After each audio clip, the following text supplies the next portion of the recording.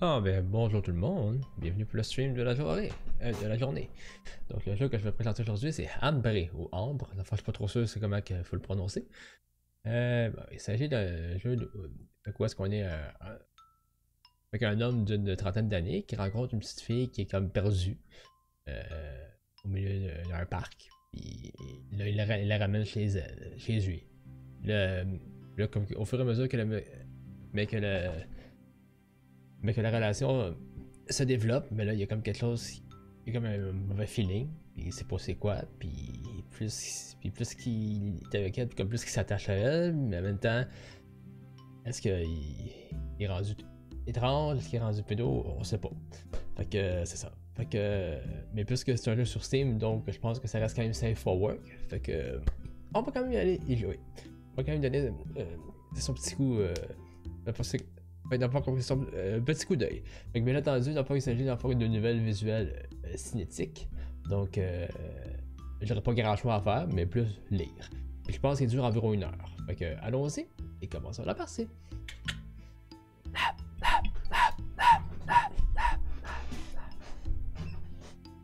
Bon, ok. Ça c'est correct. C'est pour ça que je le fais start. It was 7 p.m. on that beautiful yet cold autumn day. The wind shook the frail tree branch across the street. Tristan for Mallory made his slow, tired way. A whirlwind of leaves caught his attentions, and he stopped to contemplate them for a few minutes. A spray of colors danced around him. Fragments of red, orange, yellow spread at random, forming a mosaic that stretches on for as the eyes could see. A rush of beauty in that grey and fuming city, that noisy metropolis that was constantly exhaling.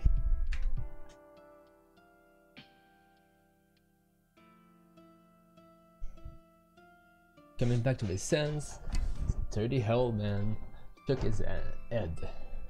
Now wasn't the time to be daydreaming. He had to go home.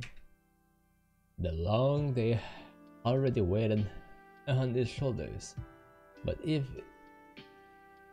he was completely honest, work was not the most tiring thing in his life. After all, an honest, well-paid job was somewhat of a luxury day. Was somewhat of a un luxe c'est lui aussi. Like a new model employee, il n'a pas que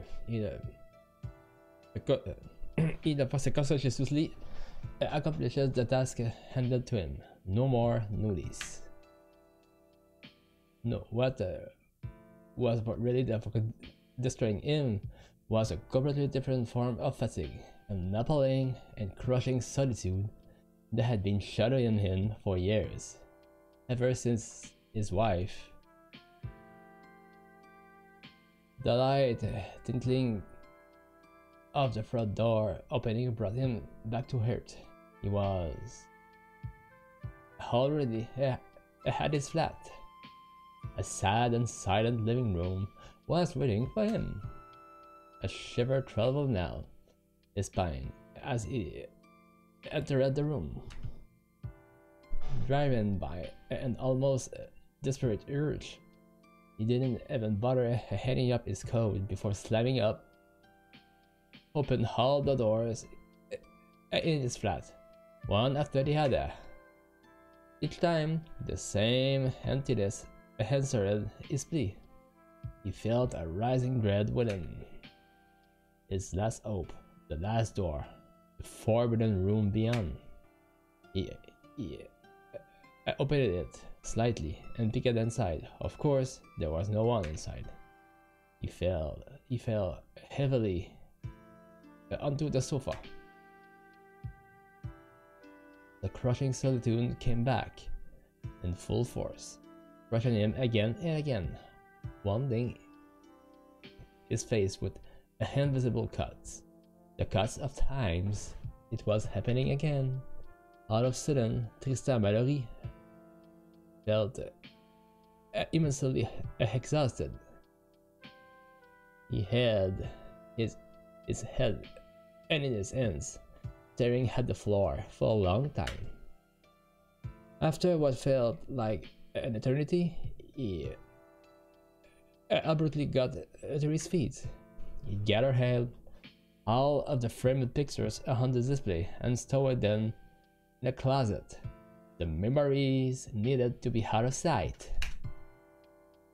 When he was sure that there were no more pictures taken out, Tristan put his coat back on and rushed outside.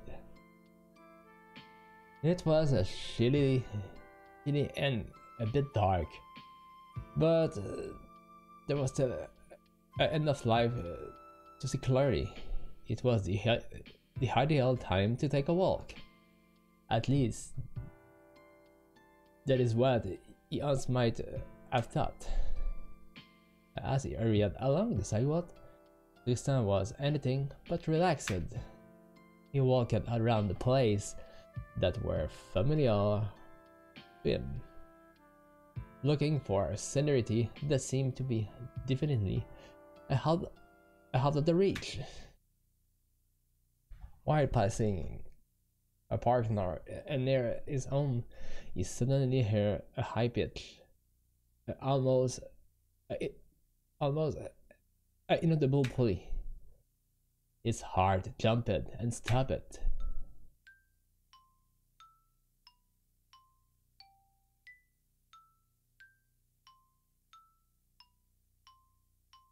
In the dim light of the setting sun, he made out the silhouette of a little girl sitting on a swing with her head bowed.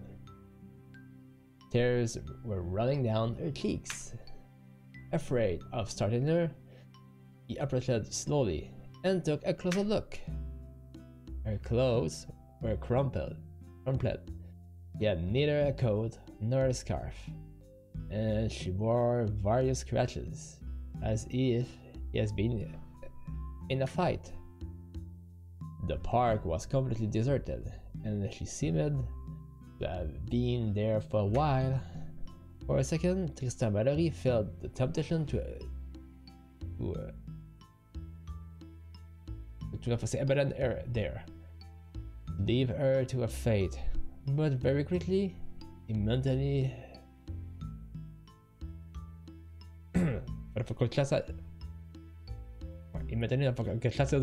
sized himself. He could not do that. So he placed himself in front of her and asked in a soft voice, "Is something wrong?" At first, the little girl seemed not to hear him. She choked on her sob, hiccuped, and with a shuddered. Patiently, Tristan Mallory stroked her head and repeat, "Why are you crying? What happened?" It took her several minutes to calm down a bit, but eventually she wiped away her tears and answered with a faint voice, interrupted by sobs, "I don't know. I think I've lost something important, really important, but I can't remember what it was." Tristan Mallory sighed, feeling a mixture of compassion and pity. He seemed so lost, so vulnerable. He wanted to hold her so tightly that her sadness would melt away. But at the same time, a voice within was telling him that he should not be too forceful, that he should be aware of her vulnerability. So he tried to stay composed and look reassuring.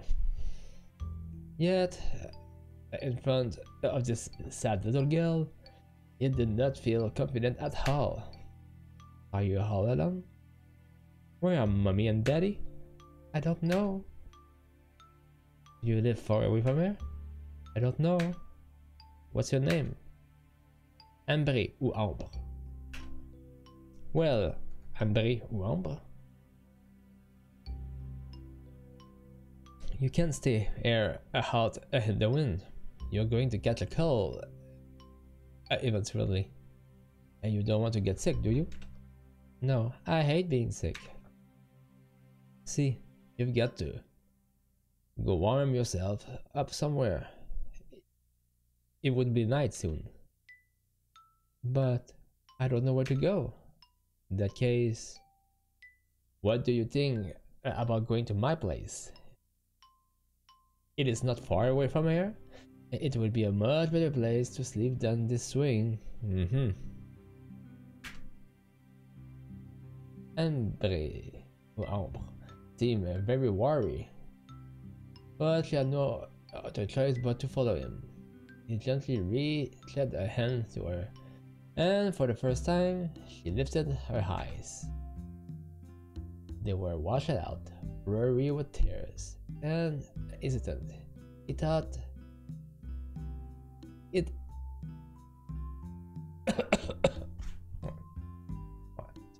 he thought it a good idea to force a smile, but reassuring. This time Barori showed the most convincing smile he could, and took her hand, so fine, so frail, to help her to her feet, to get her feet. The young girl's steps were wobbly and weak. He had probably not eaten all day long. Carefully, he led her to a place to his place, while making sure he wouldn't trip. The man removed his coat and shut the front door behind. Make yourself at home. I'll cook you something. Passing through the kitchen, turn on the light in the living room so that his flat will look least gloomy. And why don't you call the police? While searching his fridge for a potential meal, he periodically stole several glances over the counter.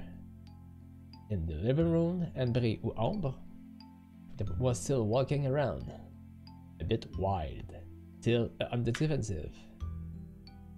He explored this new environment by looking around, admiring the ornament. Unfortunately, she didn't find much to pick her interest. It was a bland house, almost too bland. There were no clue about its occupant's life. Taking advantage of Tristan being distracted by a packet of noodles, she escaped to the hallway and tried to find a bathroom. She found it quickly enough, but before returning to the hallway, she noticed that all doors were wide open except for one. Strangely, before she even had the time to think about it, she was drawn to that doorway. Intrigued, Ambre ou Ambre felt magnetically attracted by the slightly open door. Just one peek she wanted, but she struggled to see anything through the crack. Was this bluebird cabinet? A fretting tomb where Tristan Mallory's stored the corpse of his former wives? The little girl pushed the door open, entered the room, and switched the light on. It was a bedroom fitted with plush toys and soft cushions. Big bed was proudly displayed in the center of the room, accompanied by a pretty dressing table to one side. The walls were painted, looked like a blue sky, a bright blue sky. The storage furniture coordinated with the sweet colors of trinkets, was overflowing with mysteries. On the nightstand, she could catch a glimpse of a nightlight shaped as a cute mascot. There was a fairy-like ambience about this strange room, to the extent that Ambre could not repress a little of an exclamation of surprise. Closing the door so that the 30-year-old would not discover her hiding spot, she stretched out on the colorful bed, rolling into a ball, jumped about and snuck under the bed sheets. Inexplicably, he felt at ease in this room, worthy of a princess. It seemed to have been built for her, to correspond to her every fantasy. He then approached a big teddy bear, which was tempting her. She grabbed it.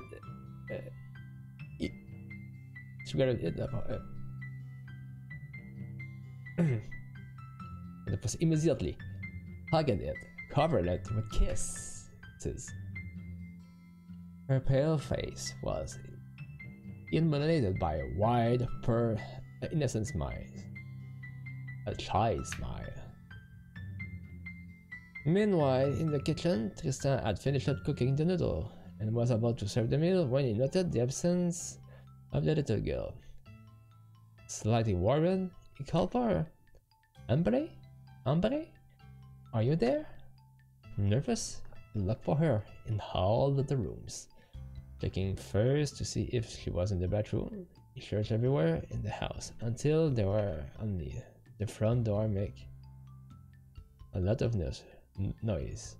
When it is opened, let's go. So I will have heard it if she had left. Could she actually be in there already? With a contrite sight, he headed towards the fully lit forbidden room and discovered Ambre playing with the stuffed animal. His gaze softened. I suppose that I could not do anything. He reassured himself. Without a word, he went to sit next to her. On the bed, the little girl was moving the stuffed animal ends while making them speak. In her weak voice, she was narrating a stuffed animal tea party and seemed to be enjoying herself very much. The light was back in her eyes. Suddenly, she got mad at the plum cow. Scolded her harshly. It's dirty, stop it right now. You're making a mess. Holly, what did that just say? It is dirty. You got to be of yourself. And don't roll on the floor. You should not make a fuss just because you didn't get what you wanted.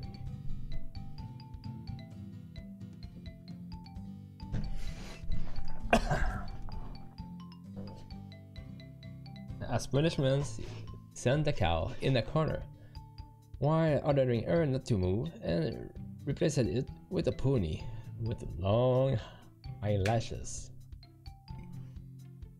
The stuffed animal, the party hosted by the Blue Muskie, was obviously not going as planned.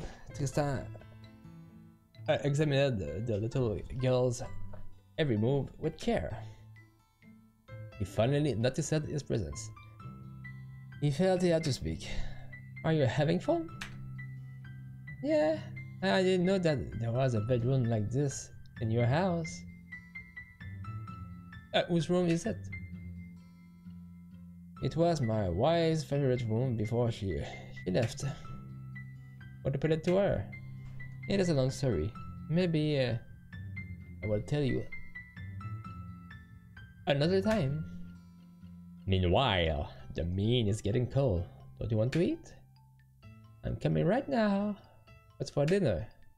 Spaghetti bolognese. Great, great. I love it.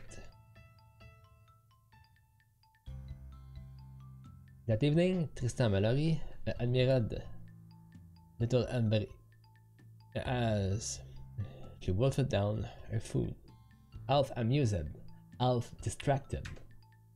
Seeing her so happy soothed his heart a little. But at the same time, are you tired? The child suddenly asked with a serious air. A little. I worked hard today. He didn't comment further, still amazed by the princess' bedroom. He revived the topic with starry eyes. You don't like it? Yeah, a lot. I wish I had similar room, but if you want, I will give it to you. What? My wife left a long time ago. Her stuff is still inside, and I don't use it. So if you like, it's yours. You can stay in the room while I'm looking for your parent and what you lost. What did you say? You're not ready? But it doesn't belong to me. There's nothing sadder than a house without a life, don't you think? I know that my wife loved to rest in a favorite room. There she felt at ease, like on a cloud. But now, she's not living here anymore. Since you seem to like this place, I think it will make her happy to know that her bedroom is in good hands. And I can do whatever I want in. While I am at work, you will be able to play in this room as much as you want. I will leave you some leftover for the lunch. You will only have to eat them up in the microwave. And in the evening, we will play together if you'd like to. What about calling the cops? Anyway. Do I need to go to school? No more school, only games. Yeah, great. Not sure it's great. In front of Ambre's overflowing enthusiasm, Tristan and Mallory couldn't help but smile faintly, almost pitifully. Yeah, that's it. He kept telling himself, as if to reassure himself. All I'm doing is keeping her around until she remembers who she is and what she does. But you should have called the cops. Damn it. Waiting for her to remember. Thus began their strange routine. Tristan and Mallory woke up early in the morning to go to work, but before leaving and rushing into the fog, he had to take a few minutes before facing the daily grin. A few brief minutes on the trees all to gaze at the sleeping Ambre or Ambre. Then he ran away through the streets, covered by dead leaves, escaping far away toward the mountains of paperwork, toward the baleful tower furnished by vast office, where the slave chains chained to the computers fighting away for the lord of the place. Well, at least that was what the little girl thought is working day in the could like. As for her, she woke up easily around 9 AM. Her first reflex was to stretch and yawn in the front of cartoon with a bowl of cereal in hands.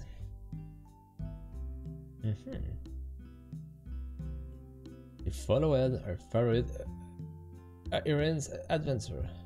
All of them were beautiful and courageous. All of them were friends for life. Princess with elegant superpower, covered with light effects and flower petals. Rich and beloved, they lived a perfect and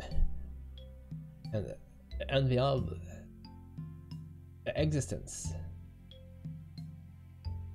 Especially the main character, who haunted a bedroom very similar to Ambre. It was colorful and filled with cute fancy accessories. However, this room was only a part of a bigger palace that was furnished the same way. How I would like to live in a castle as well. With cute animals as a friend, the heroine hunted the violence, failed to trap, and called for help of her charming prince, an ideal and fantasized man who served her end and food. Life seemed hazy, full of laugh and adventure. All that was needed was to send back the bad woman to her hiding place in the darkness. After all, she was nasty because she had violated the young dazzling girl. Nasty because she was whole and disillusioned. Ambre will have loved to have magical power, allowing her to make cute outfits appear, allowing her to have a table where unicorns slept, allowing her to have a ballroom where she could organize extravagant parties based on a beautiful dress and cupcakes. It was always disappointing for her to see the ends of the episode. Of course, there were other programs, but the story with magical jewels was her favorite. When the cartoons ended, she went to Phil in her coloring books in her room, daydreaming about being among those heroines. And then, at midday, she ate up the leftover that Tristan had left and went back watching TV. New programs awaited her. Again, she had a favorite,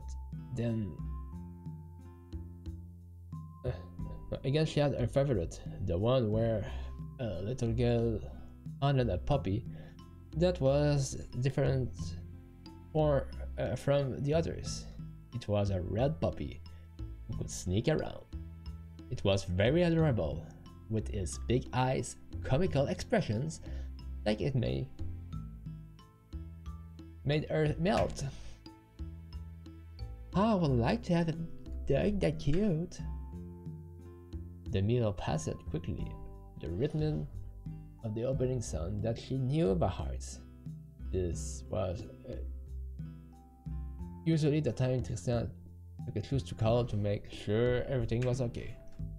She never missed this opportunity to tell him the contents of the episode of the day, how the heroines had defeated the evil witch with a magical mirror, or how the little dog had helped her mistress at school. Beloved, he will start eating his sandwiches without appetite, but settled at the little girl's words. He hung up, satisfied with her story, and usually turned off the television after the last cartoon to rest on her big bed, surrounded by her stuffed toys. Around this time, she usually read a fairy tale. She loved to tell herself the story of Cinderella again and again while sucking the faculty's various hair. It was her favorite. People live itself. Well, nasty to.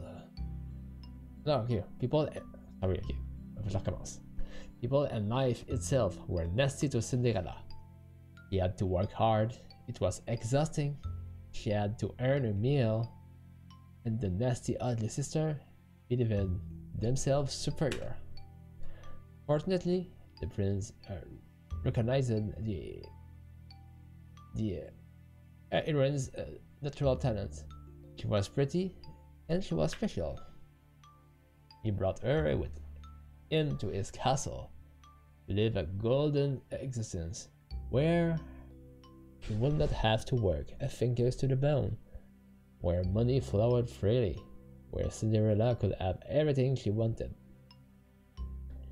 including all the things that shone: accessory, dresses, and cake.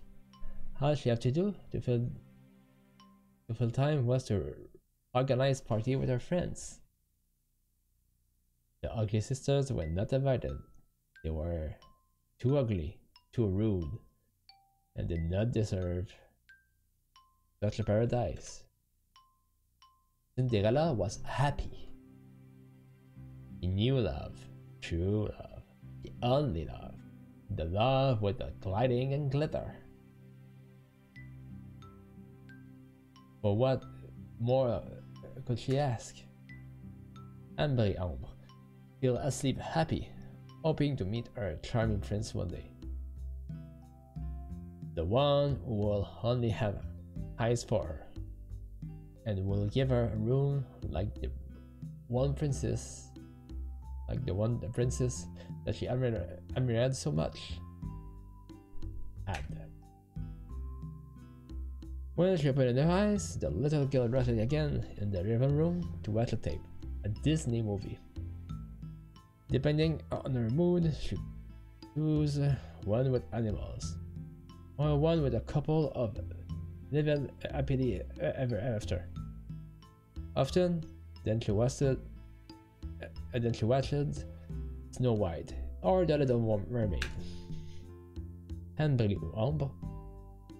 loved the idea of a glass coffin containing a body that will not grow old despite death, that will remain always young and beautiful, lying in wait to be free from her prisons for the magical kiss that would change the course of our story. The prince spirited her away from the common hut of those proletarian dwarfs who were friendly but so uncouth. He also loved the idea of a beautiful and rebellious mermaid swimming through the ocean, looking for treasure but sacrificing her freedom for the man in her life, sacrificing the endless to squeeze into the gilded cage. He has fantasized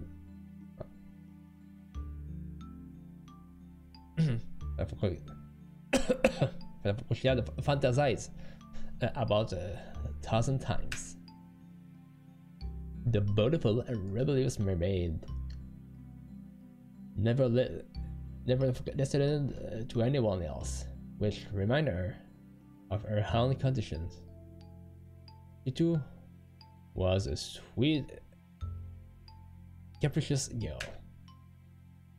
She played those tapes on a loop day after day until snack time came.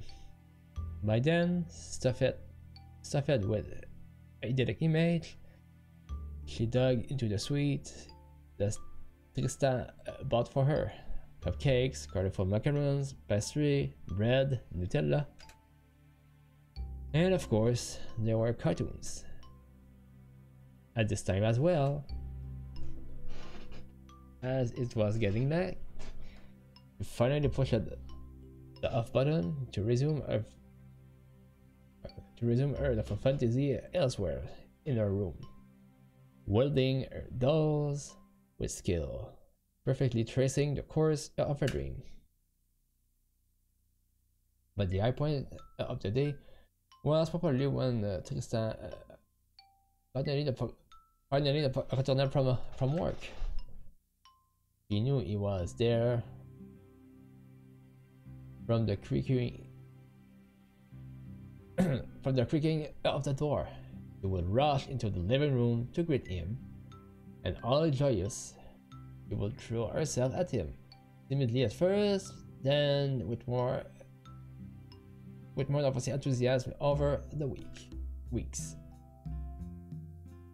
Beloved being carried on his shoulders to mimic an airplane, and fly through the flat until they crashed on the bed, laughing. Playing together was so much fun, and suspicious too. With her friend, she could give life to her character like a more easily. Her favorites, playing mommy and daddy.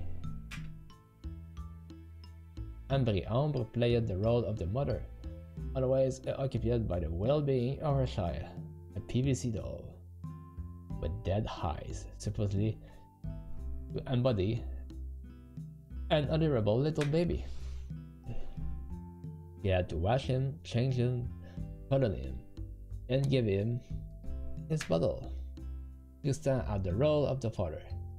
He had to read newspaper in the kitchen, while waiting for the wife to cook him a good meal, a role which oddly got him involved. But he was more than satisfied with that. Ambre took her task very seriously. She had the lead role after all. Therefore, she served her imaginary husband plastic fries and fruits with a bossy pout. He appreciated the gesture. However, the real meal was left to Tristan. Once the game ended, a meal which the little girl took an opportunity to deliver the rest of her fabulous adventure. Tristan only had to listen to her with a smile on his face before requiring her to go to the bedroom to wash up and brush her teeth. Ambre always grumbled at the time, at the bad time, but her sex Barbie mermaid quickly helped her to forget the inconvenience. More than once, she slyly, what do you mean? Waited for the 30-year-old man to come close enough for her to shoot him with a shaved water gun. Innocent laughter will ensue. Then the little girl had to be tucked into her princess bed while he was telling her a story. Usually a fairy tale. In those moments, she blinked more and more slowly, looking up at him with a touching expression. Tristan would almost melt from cuteness. He was careful not to close the door all the way. The corridor's light helped to hunt the monsters, which could disturb Ambre's sleeps. It was a specific request from her. He was fearful. The man had to protect her from ghosts at the slightest shout. That was his promise to her. Before going to sleep, Tristan found some comfort in contemplating her asleep. He hoped that her sleep will be inhabited with nice dreams, that she wouldn't forget him, that she would think about him, in whatever way that may be. Will she even feel his presence? How much he cared for her?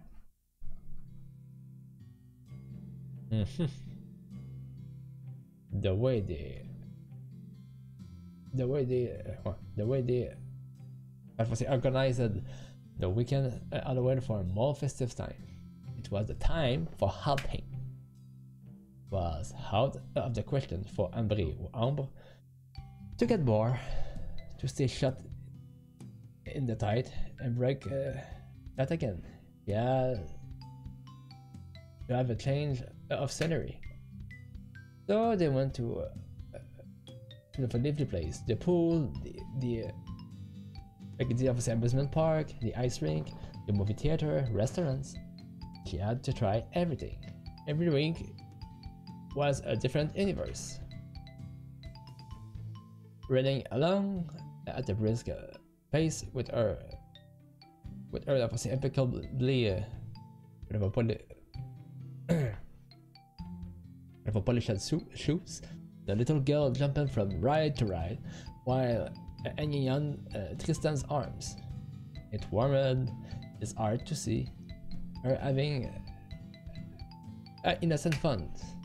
In front of a smile that big, he could only imitate the girl's mood, despite himself. Every time when she will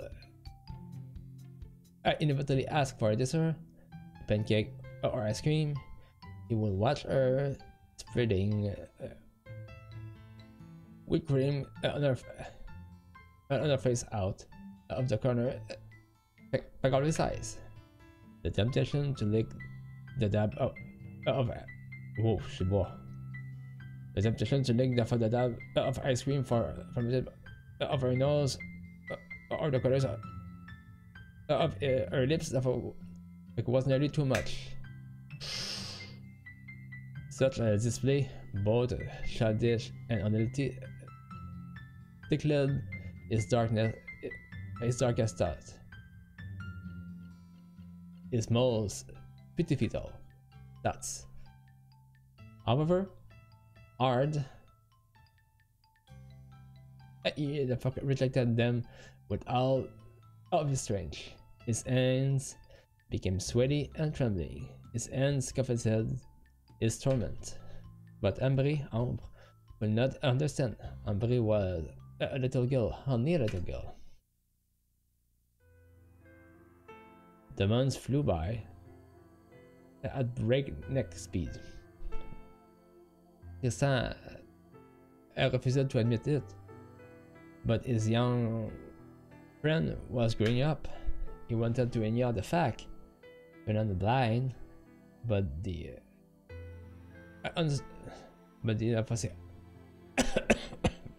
unstoppable passage of time had already started to do its work. Ambre was going through a strange crisis. That evening, he was particularly angry and proclaimed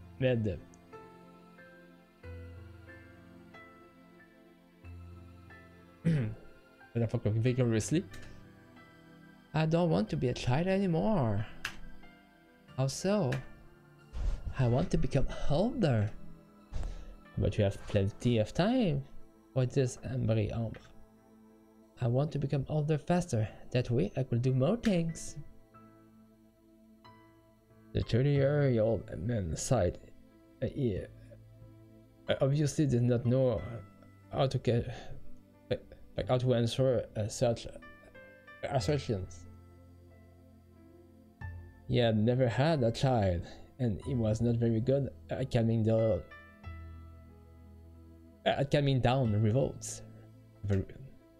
Regardless, taken aback, he left the girl to sulk in the living room to go take a long, relaxing shower. While she was soothing his worry in the rush of water, she displayed an angry pout. "That's not fair. I wish I could be older right now, if only I had a model. I wonder what Tristan's wife looked like, for example. I'm sure that she was a kind of person, but he never wants to talk about it. He avoids the subject. It could be that he is hiding something from me. Probably. Maybe that's why she died. Intrigued, Ambre took advantage of his absence to open a drawer she had never touched before. Inside, under the telephone directory, was a big leather notebook. Convinced said she had found a treasure, she grabbed it and opened it. It was a photo album. Spread on the page were a bright smile and tender gesture.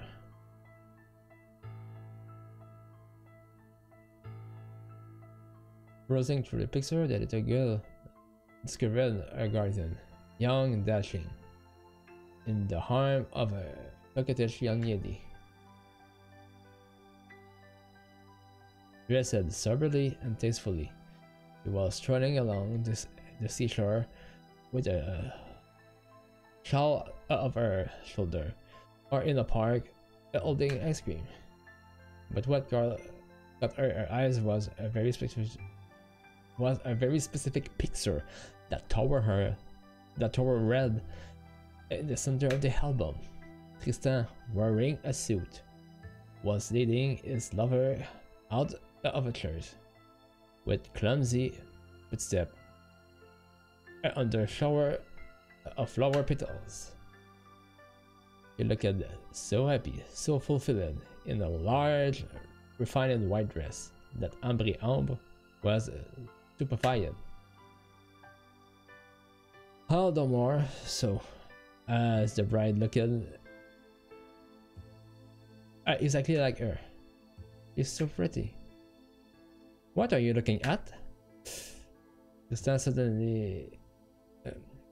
a sudden appearance made her jump, so much that she dropped the forbidden object. His gaze darkened.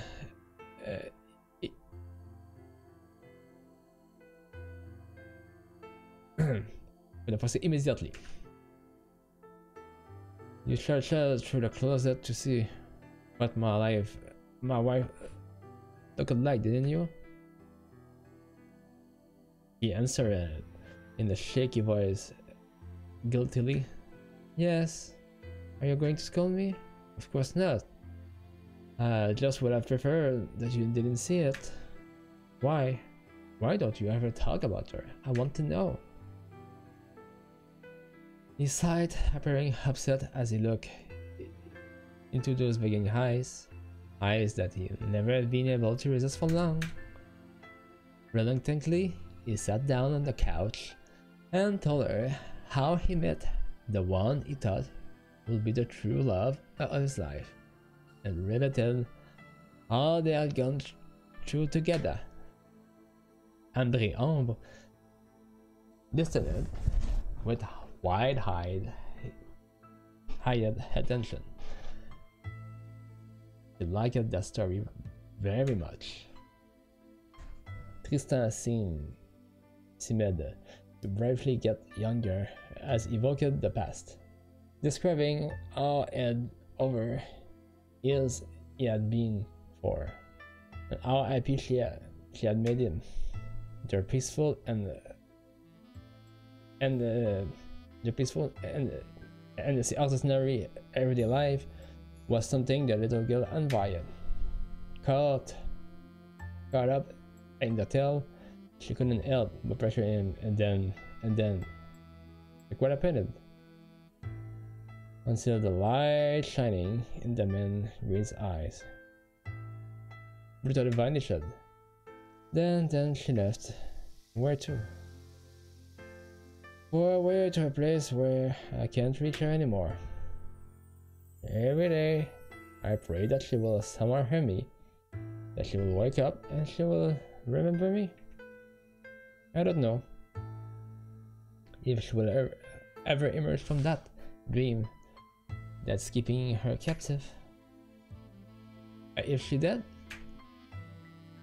sometimes it feels like it, but no, she's still alive, just in a different world than mine. If I could have joined her, I would have sacrificed everything for her. And today, he has forgotten me forever. That's sad.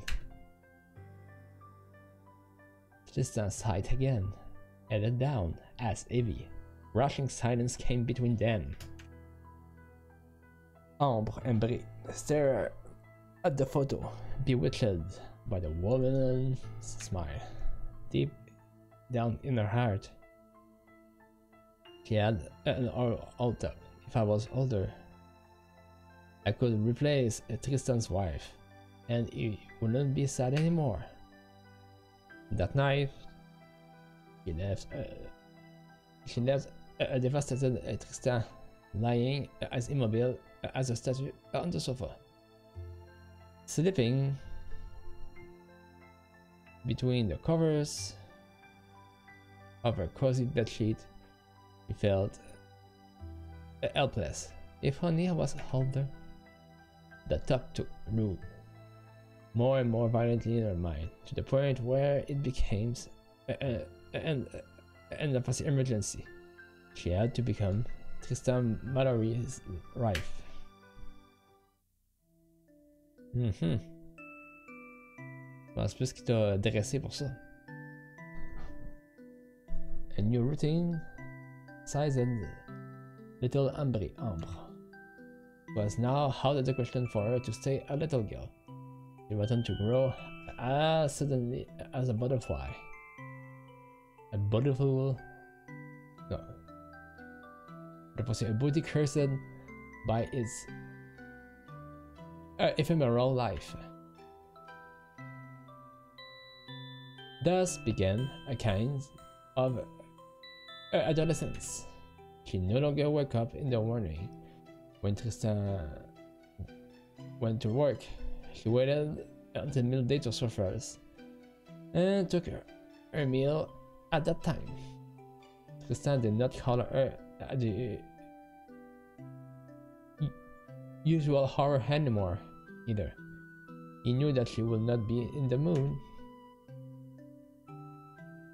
After a brief meal, the young girl watched the television while leafing through magazines, but with the pocket money of her benefactor gave her. Her afternoon fluctuated between American's TV show and booty tips. Between the page of the magazine, she learned how to become pretty with seduce men, an idea she liked a lot. She wanted Tristan to look at her, take an interest in her in a different way. To be seen as a woman, she had to act as a woman. But she absolutely didn't know how to do this. These magazines, which were overflowing with tips of all kinds, seemed like an Eldorado to her. Through these articles, she learned how to hack, how to become a true lady. It wasn't very complicated. She only had to keep a close watch on all of her gesture, to constantly control her every movement, so as to convey the best image possible. She had to track down human weakness, every inconvenience, and walk with a relaxed, self-assured air, but not too much, or she will be frightened. She will crush. Ambre nodded as she was reading what the editor wrote. Of course, she had to be open, smiling, but not so much that she came across as exuberant. She had to laugh often, but not too loudly, as it was hysteric. Like what a hysteric will do. She had to be independent and take initiative, but only if the situations itself to it in a non-threatening way. You have to show herself to be as natural as possible while enhancing all her advantage with a note of makeup. Ambre, or Ambre, understood the necessity of buying some in order to become a true woman. She had to dress in a feminine way to demonstrate her worth while being sober enough so as not to attract unwanted attention. And then she was advised to learn to listen to men, not talk too much, which will be selfish. Be discreet, but present, available as soon as he needed, without really showing it to him. As she turned page after page, the young girl felt a pressing urge to spend all the money of the productions in the advertisements praised by the editors. After all, she will need them in order to seduce the brave Triste. How could she have the slightest chance without cheating a little? Further down, a revealing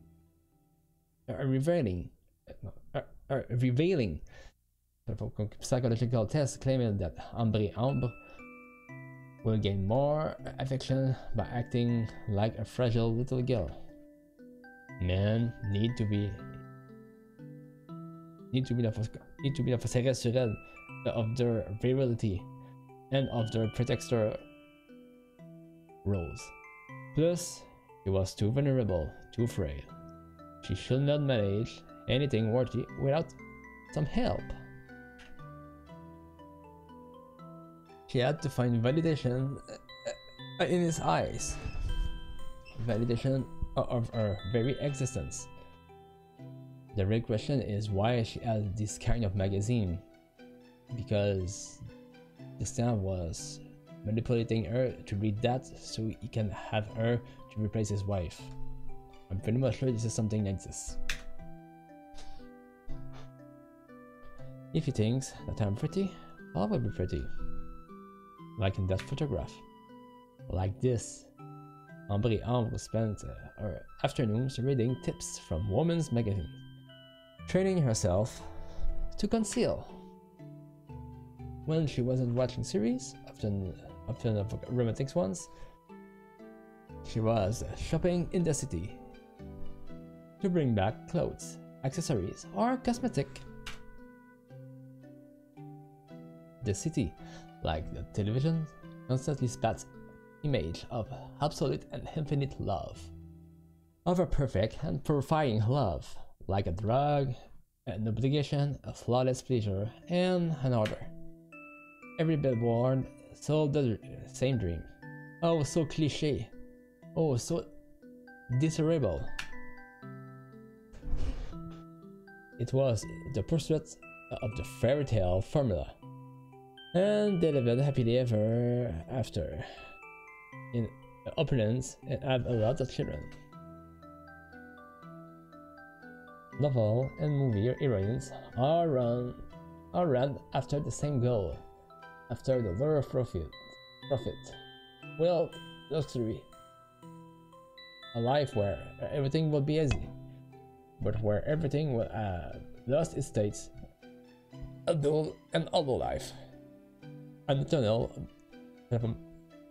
masquerade. But this existential emptiness was just as easy to feel. You only had to consume and be consumed. You only needed to devote your soul to spend even more, to remove the vestige of nature, to hide that ridiculous body, too personal, too imperfect, too real, and to replace it with an ethereal shell, a mirage. You only needed to spend without restraint in order to conquer the piggy bank of your dream. A mere machine that gives banknotes and wigs an orgasm. You present yourself like a diamond, a beautiful, shiny trinket that everyone can have in their living room. You only need to destroy your own value, immaterial, and replace it with cold hard cash. And then you only needed to bask in idleness, go around in a circle in your cage without any purpose to continue to living in a dignified way, wandering like a lost soul, disguising as a clown that drips with red, a great automaton. Ou automaton, for sure. You need to feel the hole, the absence of life, the disease that devours your blood, all of your intensity with money, always more money. Buy until you forget the unease, the angst. Ambre admired today's celebrity. Just picture perfect idols on which nothing stood out. Bodies without even the slightest trace of life.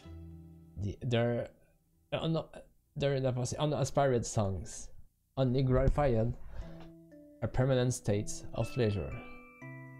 Pleasures without toil. Like a mass produces Barbie dolls. All the celebrity merged into a single canon of beauty deemed as unsurpassable, absolute truth. The star dived into this endless cycle of vanity with such ease that it was truly fascinating. Every minute that passed after a singer's first success was a minute of intense scrutiny, as the whole world glued its eyes on the morbid show that was her slow suffocation, her imminent drowning. Nothing could be more obviously enjoyable, more exquisite than staring at this young woman slowly being engulfed by the shadowy tentacles of the dream. They sacrificed the body with the cut of the chirurgical scalpel to the point of no longer resembling themselves anymore, to the point of transforming into some kind of wonderful monsters. They had rejected their personality and histories to melt into the mold, to conform themselves to the public's heavy expectation, to become the showcase of modernity, the icons of the second form of happiness that was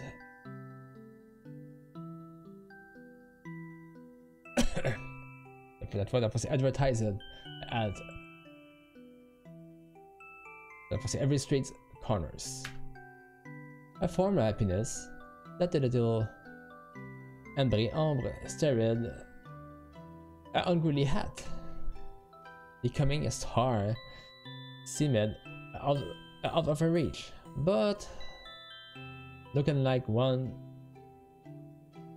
was a duty that Woman's Magazine never ceased to remind her of. That for frivolous press, so uncomplicated, so fraught with consequences. When Tristan came home at the end of this working day, he would find Ambre waiting hand and foot, trying to cook delicious meals for him. Ambre, always elegant, craving to look her best, like a perfect little housewife with a strong character. he was past the point of missing the innocent days.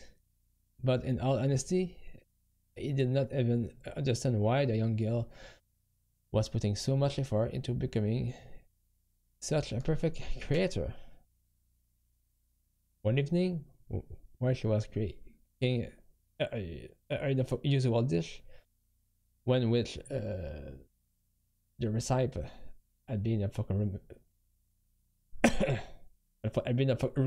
on TV, accompanied by a candlelit table in order to celebrate his birthday. He dared to ask, "But Ambre, why are you doing all of this for me?" The honest question hit like a ton of bricks. His complete incomprehension sounded like an insult. She had probably spent hours gossiping in the bedroom, hours to appear fit to be seen, fresh. She had probably spent hours tidying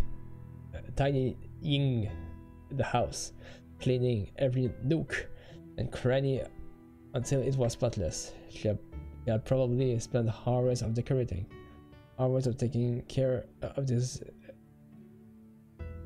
godforsaken roast,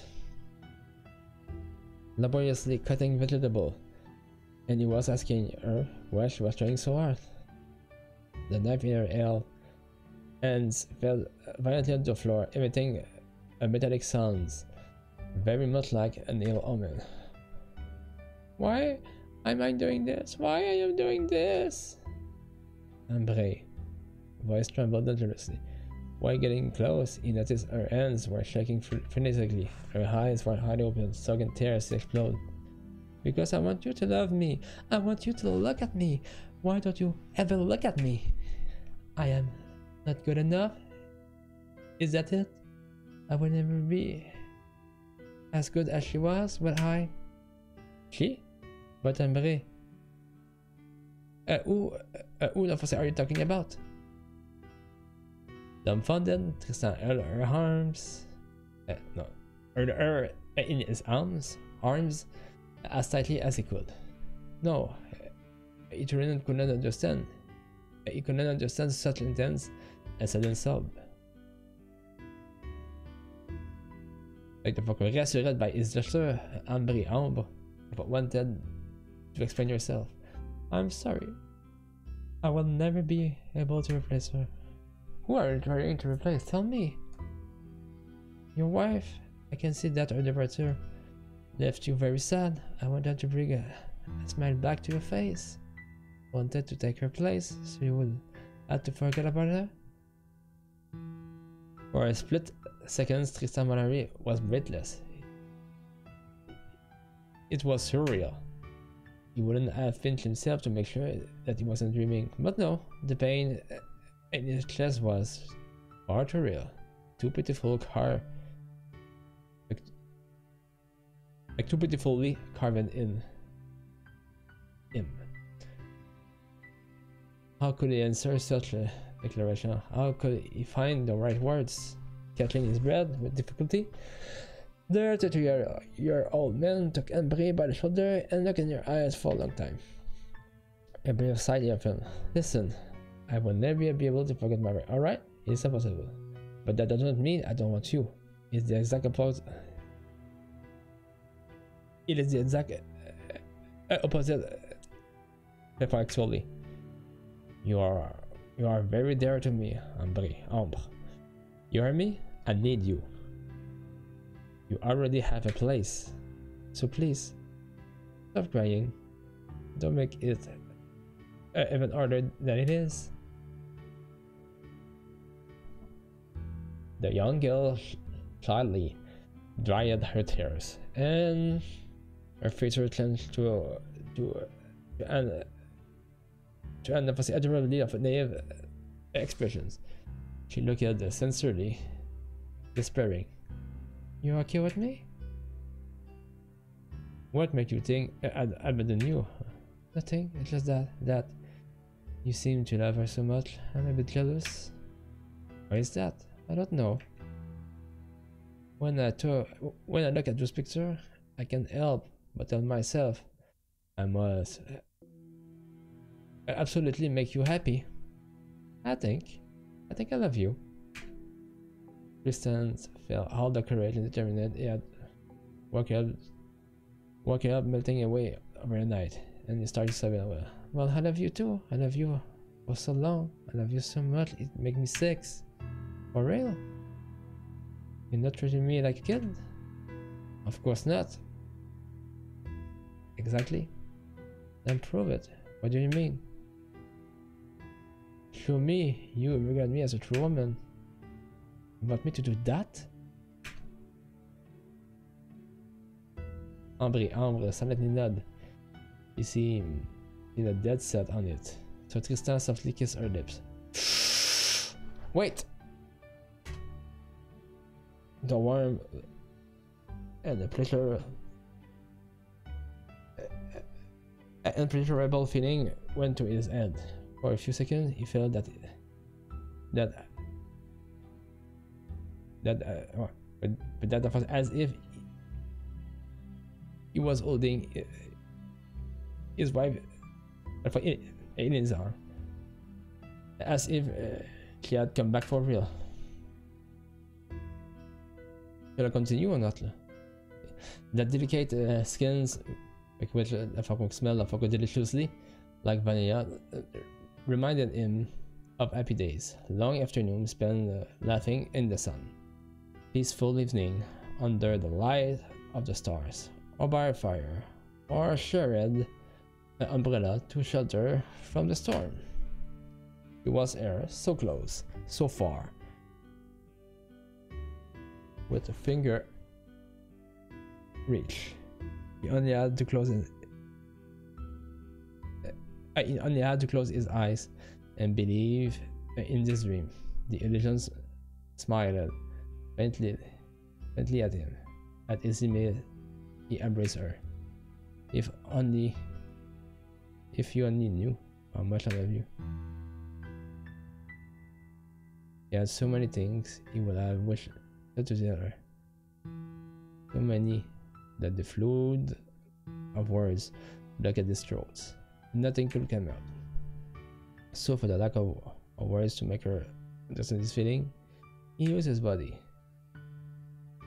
When dawn's rays of light crept through the window, Ambre was deep asleep, lying atop Tristan's still lukewarm body. Eyes surrounded by a dark circle, the weight of regrets, a fatigue he couldn't get right, stared at her with a sad smile on his face. It was just a dream, wasn't it? When you will wake up, you will be a child again, right? The only answer he got was a light groan, softened by a serene face. He left a kiss on her fresh cheek. As soon as he did, the sleeping lips spread to a form of happy smile. I wonder what you're dreaming about. Say, won't you invite me over there? From the strange night, in the paroxysm of life, Ambre got Tristan to agree to become a more or at least official couple. Thus, Lemon then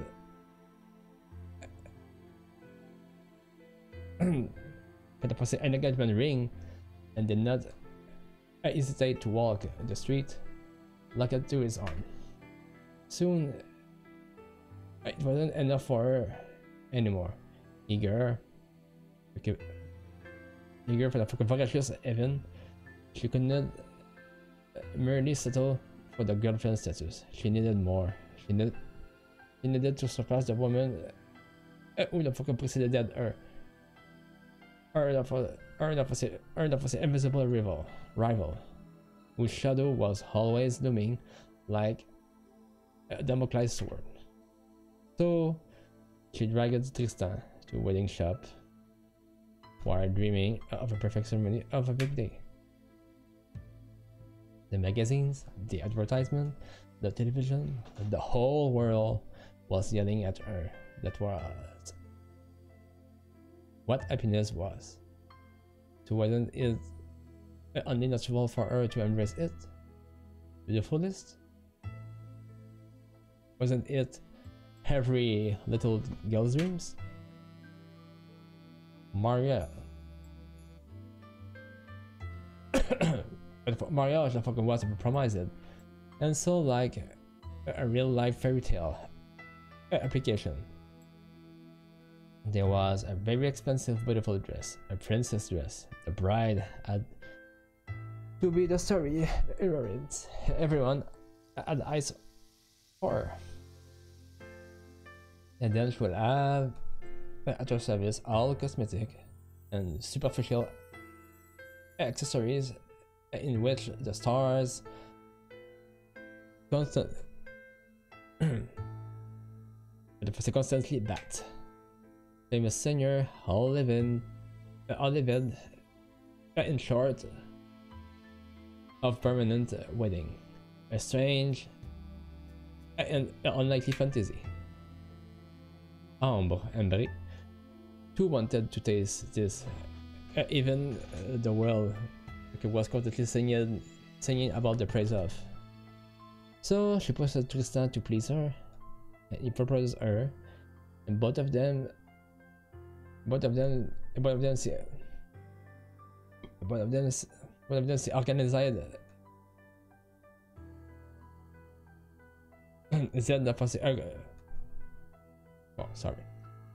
a ceremony with great pomp.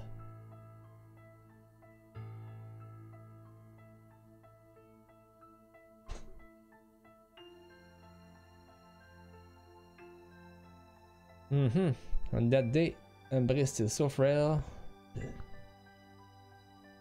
seemed to shine more brightly than ever.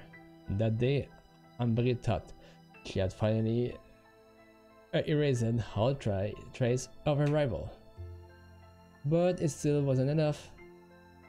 The life she was living didn't seem perfect enough just yet. She still needed something else to be entirely fulfilled.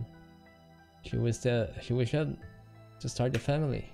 After all, the world has sold her marriage to her as a never-ending fairy tale, but she still needed a goal to keep on living. And it was said that her biological role and natural role was, of course, to procreate. True women should obviously yearn for becoming mothers, but it was an unchanging law that was probably written somewhere in a fragment of a DNA code. True women had the duty of having a child, but preferably a girl, so that she could educate her with the same moral code she had received. A living doll to play with, brush her hair, play tea time with. You had to busy yourself with something, build your existence, or access some kind of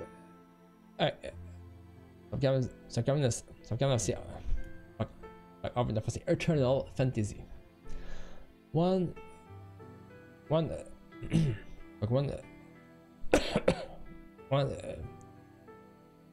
or the other.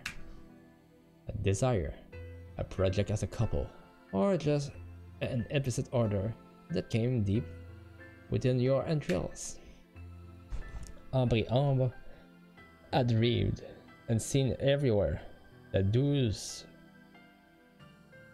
who didn't want kids were not automatically unhappy without realizing it. Immerse almost disabled by selfishness or neurosis. True love should bear fruits, just like the princess could only be revealed as such by a prince. That's where Oh, the focus that's where the focus décalage myths. Late. Ambre didn't know it yet, but the clock had started ticking along ago.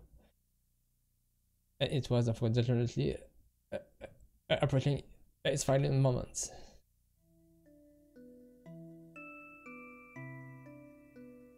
This time, Mallory took rather coldly the eagerness of the young girl to progress.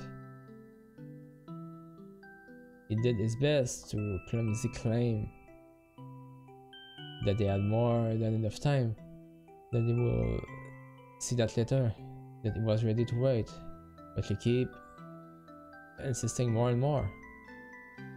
Months went by, and the young girl never got tired of reciting all the things she intended to do with that providential baby, describing from A to Z how she would dispense the regular of the education and the accessories that will be necessary. Her biggest wish was to give birth to a little girl that she could gossip as much as she wanted. She was sighing while imagining how she will shower her with gifts, how she will go shopping with her, and evolve into a kind of cool and friendly big sister-like mother. Scolding? She was way too afraid that her future child would hate her to even think of this. Her angel had to love her. It was obvious. She would be a good mother and everything would go perfectly in the best of all worlds. Ambre spared no arguments to convince Krista. Motherhood became entered the realization of a little girl's dreams, logically, and was the unpayable consequence of a lasting relationship. The greatest proof of love that could ever be, a way to conform to the norm, which is a problem. Months slowly, dreadfully went by, to the rhythm of Ambre of growing obsessions. She always eagerly awaiting a sign, watching out her body for the indication of the good news. Try after try, she repeated that this time would be the one. However, she had to face the fact that something was wrong, that something was not working. She might well desperately attempt her hardest. She still wasn't pregnant. A shower of doubt started pouring down in her mind. Justin tried to minimize the problem, assuring her that it wasn't a big deal, that it would happen someday, that they had so many other things to do together. But Ambre wasn't the fucking destiny anymore. She absolutely wanted to see a doctor to get her body checked up, to understand the problem and fix it. She wasn't going to give up so close to their goal. Her partner avoided the subject as much as possible. Apparent distant and refused but to foresee any fucking medical checkup. Every time the young girl approached him to talk, he gritted his teeth, feeling that the situations were becoming more and more tense. She was getting too close to the truth, and he could not afford it. There were too many things at stake. So he let on. He tried all he could afford to reassure her. All he could afford to reassure his love, to convince her to get right of those unwanted thoughts. But Tristan, shoulder yielding under the weight of his burden, was too tired to anticipate Ambre every move. He didn't see the disaster coming, even though he could have foreseen it. One day, like a while after he was at work, she took the opportunity to go to her doctor, who resided in the city center hospital. He explained the situation and begged for him to help her for bear children. He gave a long sigh while staring at her from head to toe in an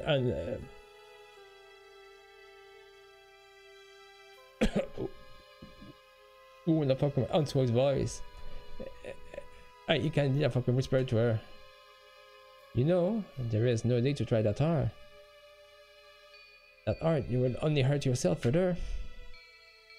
Don't bury yourself. No, but don't bury your head in the sand. You are very well aware." You are very well aware. You are very well aware of your posterity. Who the aren't you? It is not that at the end of the world, you know. They are assisted reproduction technique that works very well nowadays, like in vitro fertilization, for example. Why don't you try to think about it?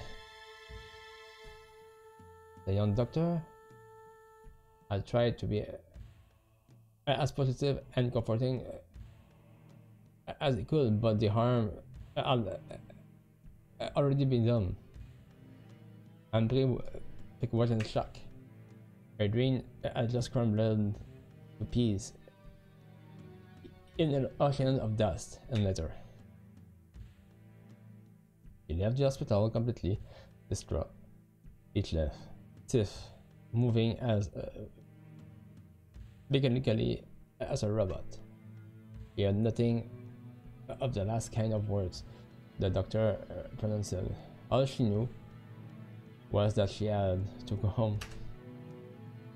On the outside, the sky's blinding gray light made her lose her bearing.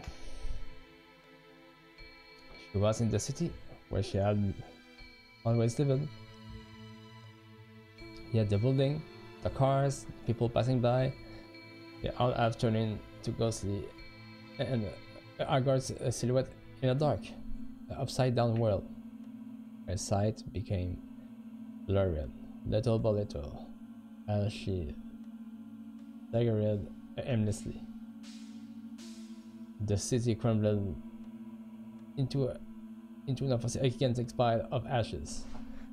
The voice of the pedestrian around her corrupted into an unaudible language, metallic and meaningless. Ambre managed to reach the park, instinctively, not really knowing how. A terrifying dread was seizing her from inside, unable to see, unable to understand anymore. She let herself fall on the grass, pupil wide open. All of a sudden, the grey hit the red image of her past come back to her, and reality brutally hit her. It turned off in the stomach. It's impossible. Why me? Why me? Even thought I am normal. I am not trash. No, it is impossible. My dream. I wanted to be happy. She remembered the mirror. The crude light above the mirror. The shore at her. All of her flaw. All of her imperfections. The excluded satiating need to be perfect, to be flawless. Flawless like the models, the actors, the singers that were on every screen, that were constantly seen. To be seen, to be admired, to have every corner of yourself.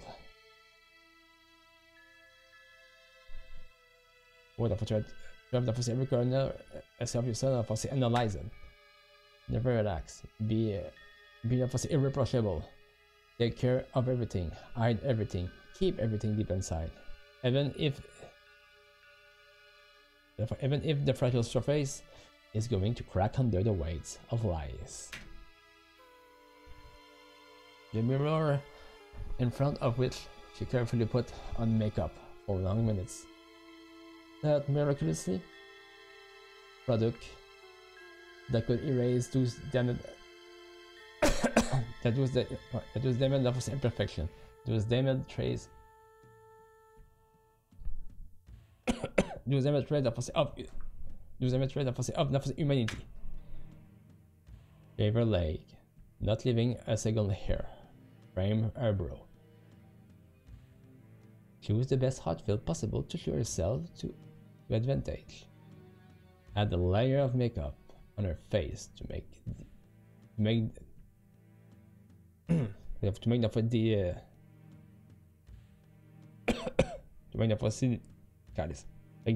identity for the zipper in favor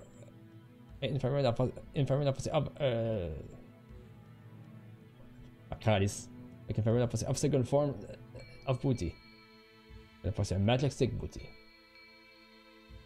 and for the artificial booty. But become impossible to attain. The mirror in front of which she will weight herself, in front of which she will tell herself that she'll be careful of what she eats, become thinner, become more beautiful, more desirable. Throw up the excess. Keep only what is why is that? Keep only what is essential. Admire yourself in front of the mirror. Throw up that unwanted. Throw up that unwanted vital of possession. Throw up what is dirty to become cleaner, inside and outside. Destroy the dirtiness, everything that is dirty. Become pure, immaculate, perfect. The mirror, the eyes of the others, the permanent mirror of vanity, believing you exist. Destroy yourself bit by bit, becoming unable to survive by yourself, to stand the growing loneliness, the pathetic struggle against your own being. Mind, almighty, against the body, forcing it into the submissions, forcing it to remodel itself to fit your every wish, forcing it to become your soul's once and only avatar. Not being able to accept yourself anymore. The endless empty, the endless what? It was impetuous after time, nature, constant effort to kill yourself, to prevent yourself from existing. An eternal body. But the fantasized corpse body. The mirror is scrutinizing the depths of my heart. It knows everything. It sees everything. I can't escape it. Cannot escape. Look at it by her obsession, Ambre ou Ambre, Fait que Confus said practically while letting out Pierce shrieks. It has to stop, it has to stop. Suddenly la emotional pressure became so strong that she completely lost all sense of reality, and her mind cracked up. She didn't move anymore. She no longer pronounced a single word. Motionless on the park grass, terrified eyes immobile. You could have believed she was dead if she had not been the fuck, even like if she had not been breathing like faintly, right?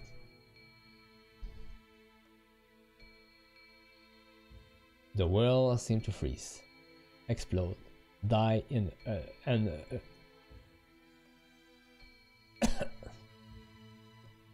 died in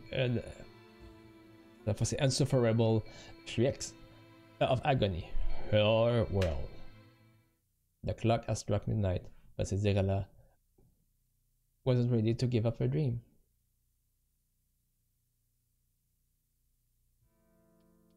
It was 7:30 p.m.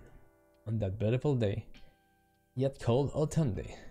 The wind shook the frail trees branch across the street. Tristram the Mallory made his slow, tired way. A whirlwind of leaves got his attention, and he stopped to contemplate them for a few minutes. A spear of color danced around him. Fragments of red, orange, yellow spread at random, forming a mosaic that stretched on as far as they could see. A rush of beauty in that grey and fuming city. In that noisy metropolis that was constantly exhaling pollution. Coming back to his sense, the 30-year-old man shook his head. Now that wasn't the time to be daydreaming. You have to go home. Ambre was waiting. As usual, she would probably seek advice about her future pregnancy. She would ask what name they should give their kids, and they should decorate his room. As usual, she worried about not seeing her storm as well. And as usual, he will have to minimize the problem and pretend it was no big deal to delay the unavoidable. The long day already waited on his shoulder. But if it was completely honest, work wasn't the most tiring thing in his life. After all, an honest, well-paid job was somewhat of a luxury these days. Like any model employee, he could consistently accomplish the task and then to him, no more, no less. Not what was really destroying him was a completely different form of fatigue, an appalling, crushing solitude that had been shadowing him for years, even since his wife had lost his mind.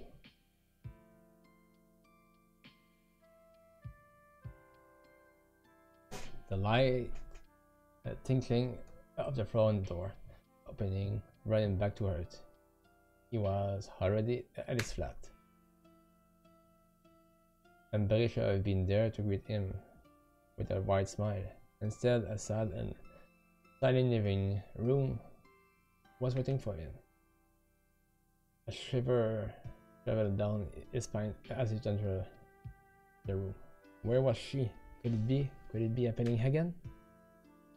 Driven by an I ended up with almost a desperate urge. It didn't even bother hanging up his coat accurately before slamming open all of the doors, one after one. Like the fucking opening, because she will when the opening, but she will only be sleeping in a corner. Each time, the same emptiness, the same emptiness that was answered his plea. He felt like a rising dread within. His last hope, the last door, the forbidden room beyond. He opened it slightly, began inside. Of course, there was no one inside. That would be too easy. Fell evident to the sofa. The crushing solitude came back in full force, rushing him again and again, wounding his face with those invisible cuts, the cuts of times. It was happening again. Ambre had gone crazy again. He ran away once more. Ça c'est la même personne. Okay. And once more, once more, well, sorry. Once more, he will have to find her before she got hurt. Will have to play the part. He will have to play the part. For the part of a stranger, impassive, reveal nothing of determined of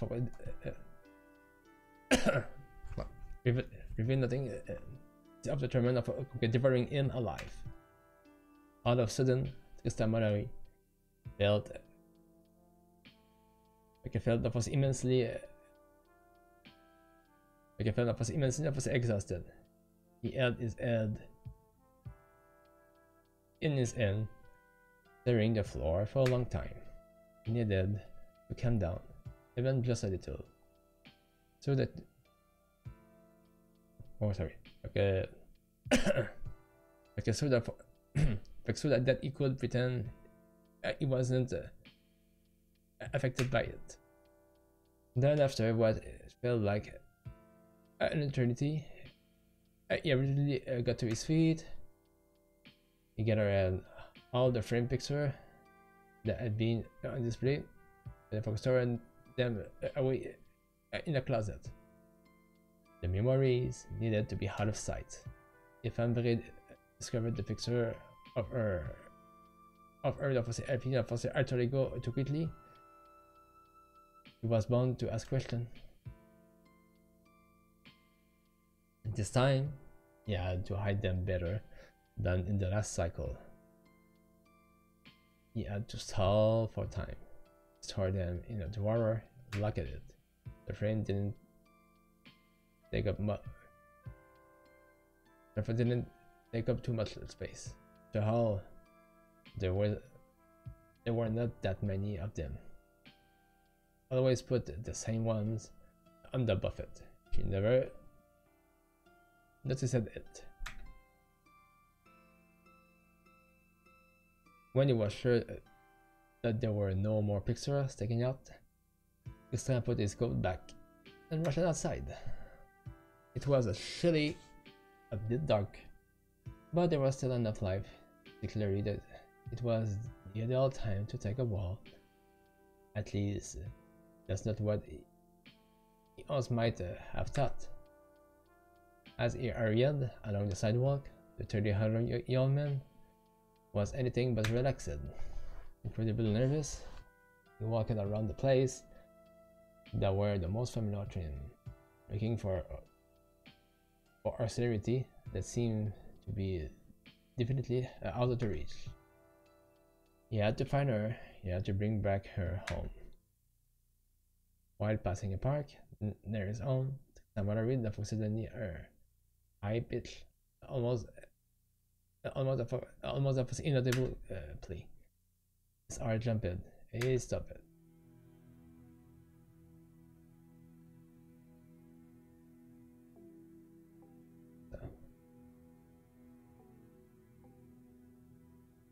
the dim light of the setting sun, he made out the silhouette of a little girl sitting on a swing, with her head bowed, tears running down her cheeks, afraid of starting her. He approached her slowly and took a closer look. He was indeed in front of his wife, Ambre from Marley, who used to be so charming. She was so pretty, when seemed to have aged prematurely. White lock there, the brightening up her long hairs to the point where you cannot tell her age anymore. With that appearance, she could have been old lady. Yet, she was barely in her 30s, like Tristan, who didn't have her any younger. Back, but unshed, looking at guards, eyes more lifeless than ever, she was crying. Her clothes were crumbled, and she had neither a coat nor a scarf. She bore several scratches, as if she had been in a fight. Had she rolled on the floor again? Had she armed herself? Regardless, she had most likely gotten hurt during a runaway. The park was completely deserted. He seemed to have been there for a while. He must have run away several hours ago, probably in the early afternoon. Otherwise, would have been in a state where she would be able to cry. She would have devastated of emotionless like a doll, unable to show the slightest sign of life, until finally she came back to her sense. For a second, Tristan felt the temptation to abandon her there, to leave her to her fate, but very quickly he managed it. But if it classified himself, he couldn't do that. He was his wife. He loved her. He had to take care of her, no matter what. But even so, sometimes he almost wished he would get lost for good, that she would deserve her. He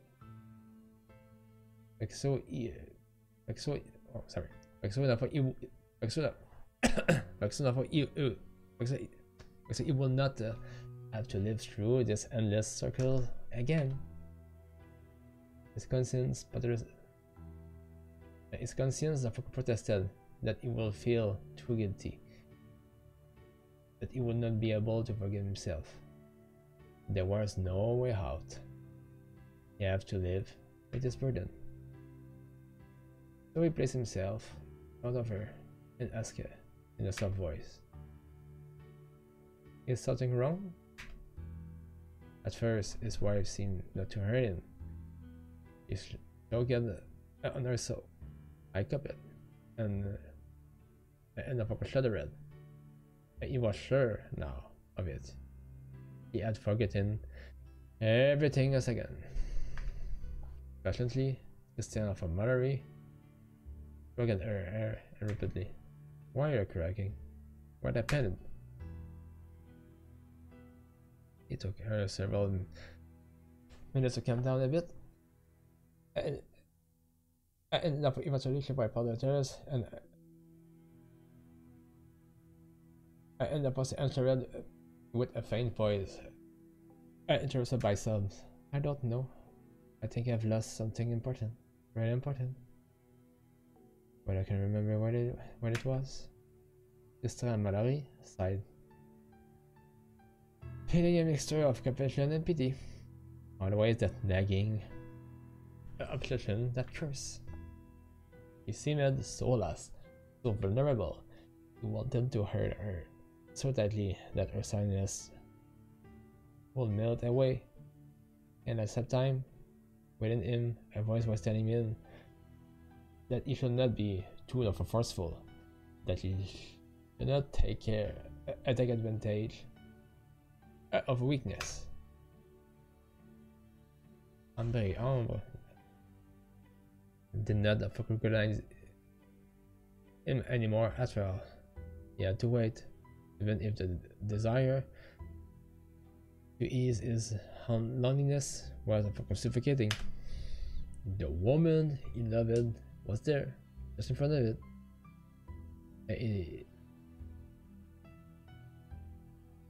And he could not do so much as touch her.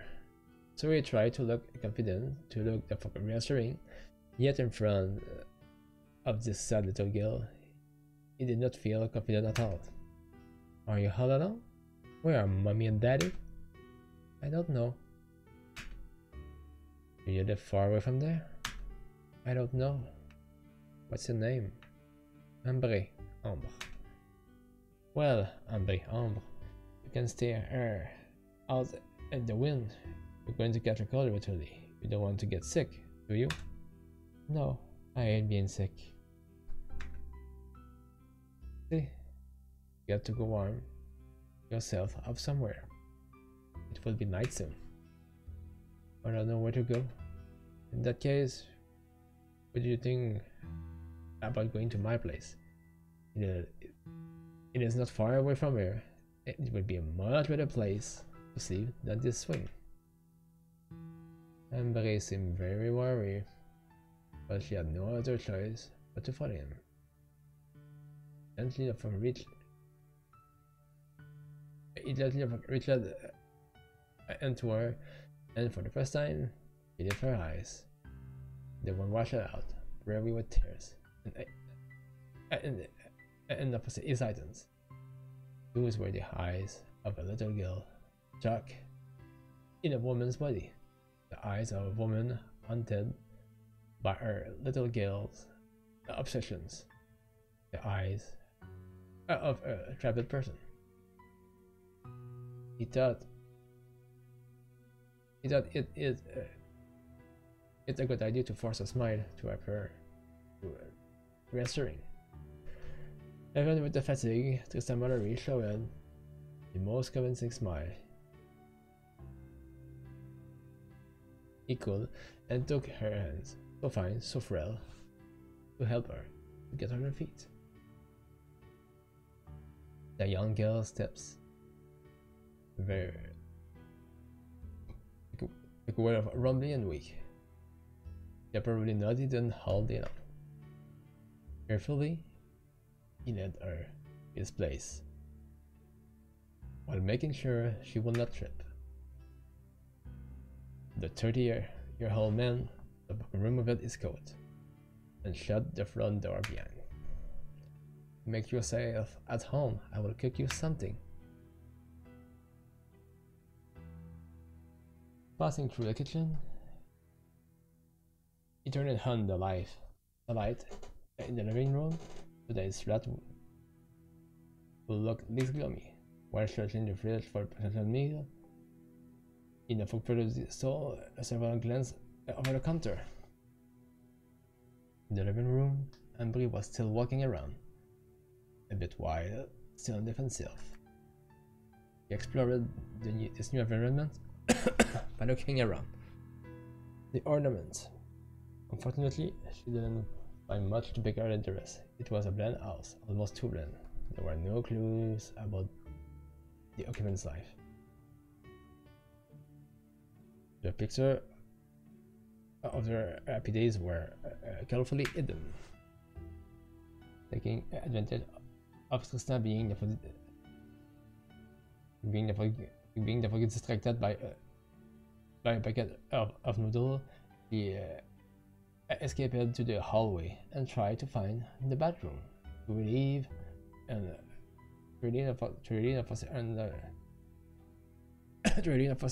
urgent need. He found it quickly enough, and before returning to the hallway, she noticed the hall door was wide open except for one. Benji, before she even had the time to think about it, she was on to the doorway.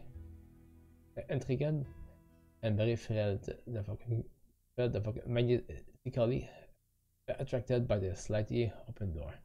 Just one peek, all she wanted, but she struggled to see anything through the crack. Was this blue cabinet? A frightened tomb where Tristan Miller restored a corpse? Or if it is a former wife's, the little girl pushed the door, entered the room, and switched the light on. In the kitchen, Tristan sighed. He was cooking a brief favorite meal, but his eye were all of a sudden hitching. Further down, he noticed his wife absent. He must have found her room in a metallic crumble. His hands were the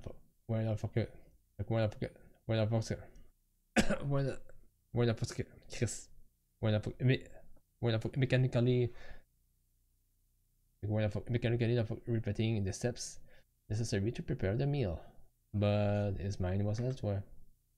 Little by little, he slowed down until he stopped completely, still as a robot. He let himself fall against the wall. God, what I have done to deserve this? When is she going to come back? When is she going to wake up? His face, in his hands, cried silently in the empty of a living room. Will my tears reach you one day? Okay, when he felt better, he headed towards the forbidden room. He got Ambre playing with the stuffed animal. His gaze softened. I suppose that I can do anything, he thought to reassure himself.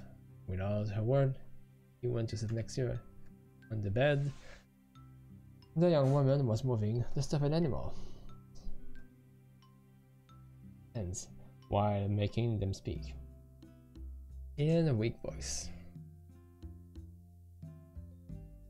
He was narrating a stuffed animal tea party and seemed to be enjoying herself very much.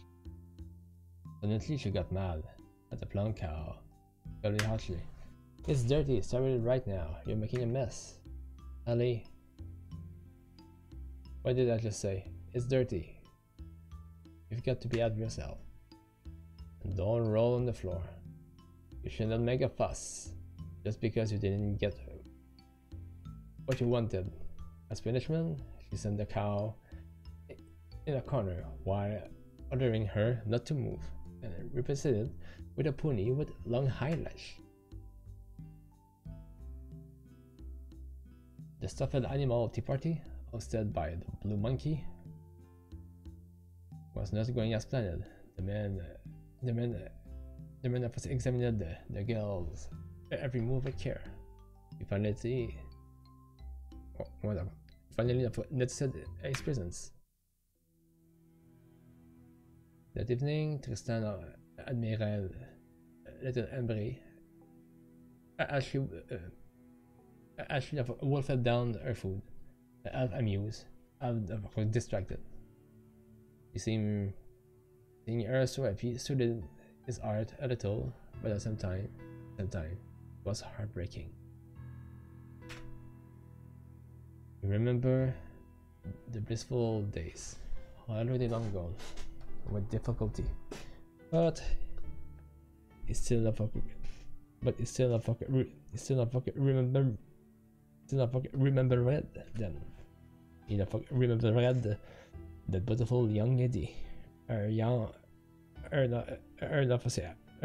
adorable smile, her cheerfulness, the promise. In front of Ambre, overflowing enthusiasm, Tristan Mallory could not help but smile faintly, almost beautifully. Yes, that's it. He keeps telling himself, as if to reassure himself. All I am doing is keeping her around until she remembers who she is and what she does. Waiting her to remember. If she ever managed to someday, Tristan Mallory would have been would have been an ordinary man with an ordinary life.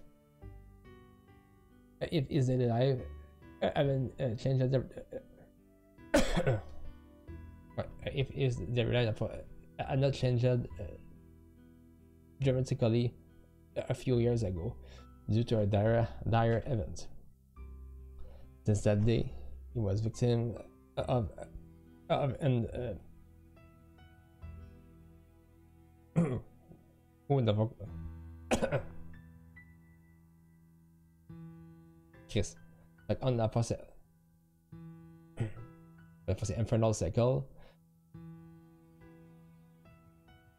an ordeal that seems never ending. He had been so happy, so fulfilled with the woman he loved, the woman he admired, Ambre, so charming. He swarmed his life too. Ambre had gone mad. He never realized how obsessed she was about having children until the doctor announced to them that she was sterile. And he knew that seemed reasonable to him, but to her it was as if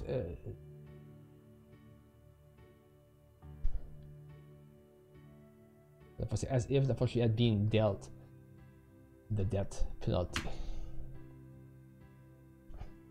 They could have put themselves in the hands of science, or just giving up on that project altogether to make a new one. They could have been satisfied with their everyday life, but not for her.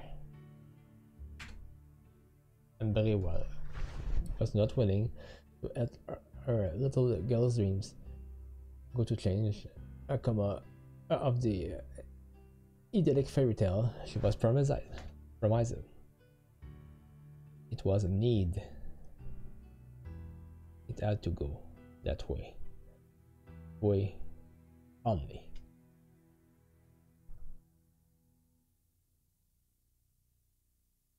Then the pressure she put on herself at the upper end. She couldn't be perfect. She couldn't conform herself with the exactitude to all those absurd norms imposed to her. Something in her head, like a fragile thread, broke. She had an emotional breakdown. Right in front of her husband, he could be bewildered eyes. She dived in one go into a kind of insanity, as sudden as it was violent, from which she didn't want to return. Refusing to face reality. Fait que she n'a pas escaped. Chris, she escaped n'a pas. Right, for the point in like in a long dream, a long nightmare, like where she became untouchable. Ambre, beautiful. Ambre reverted to childhood, where everything was easier, where everything was still possible. She did not realize, she did not recognize her husband anymore, or didn't want to. So he had pretended not to know her each time. Tame her each time, until she will have a new breakdown and everything will reset again. He had to try to make her happy and help her get better each time. Even if oh no, sorry, even if it means bending to her every will, even if it means living in a world of pretend, even if it means unapologetic love, proportion on sport.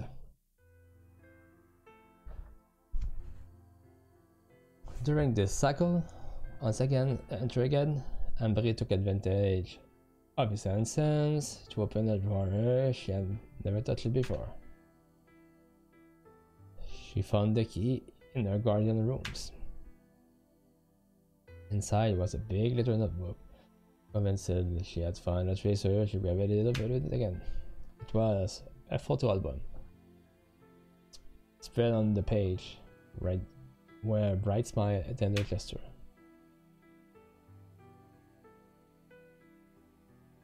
Rosing to the picture, the little girl discovered her guardian, young and dashing, in the arms of the coquettish young lady. Dressed soberly and tastefully, she was strolling along the seashore with a shawl on her shoulder, or in a park holding ice cream. But what caught her eyes was the specific picture that tore in the center of the album. Tristan, wearing a suit, was leading his lover out of a church with clumsy footsteps under a shower of flower petals. She looked so happy, so fulfilled. In a large, refined white dress that Ambre was stupefied. All the more so, as the bridge looked exactly like her. She's so pretty. What are you looking at? The sudden appearance made her jump, so that she dropped the forbidden object. The Turkish gaze darkened immediately. You should shut through the closet to see like what my wife. Look at that, didn't you? Yes. Are you going to scold me? Of course not. I just would have preferred that you didn't see it. Why? Why don't you want to talk about her? Want to know? He sighed, appearing upset as he looked into his begging eyes.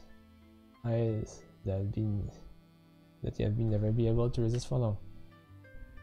Reluctantly, he sat down on the couch and told her that he had made the one he thought would be the love of his life, and related how that they had gone through together. Ambre listened with wide-eyed attention. He liked the story very much. Tristan seems to privately get younger as he evoked the past, describing how head over heels he had been for her, and how happy he had made him. Their peaceful and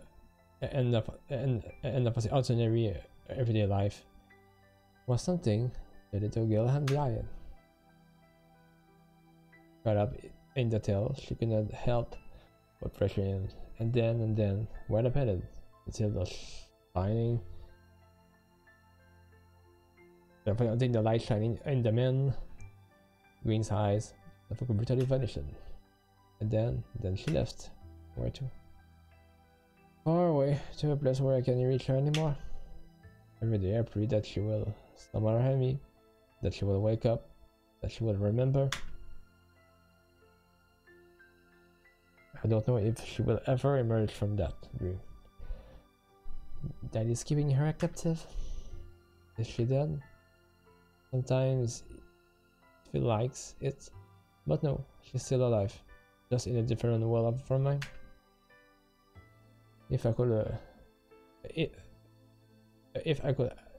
have the opportunity, I would have the sacrifice everything for her.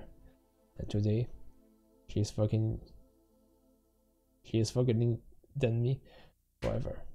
That's sad. Just outside again, head down. As if he crushing silence between them. Would anyone imagine his suffering?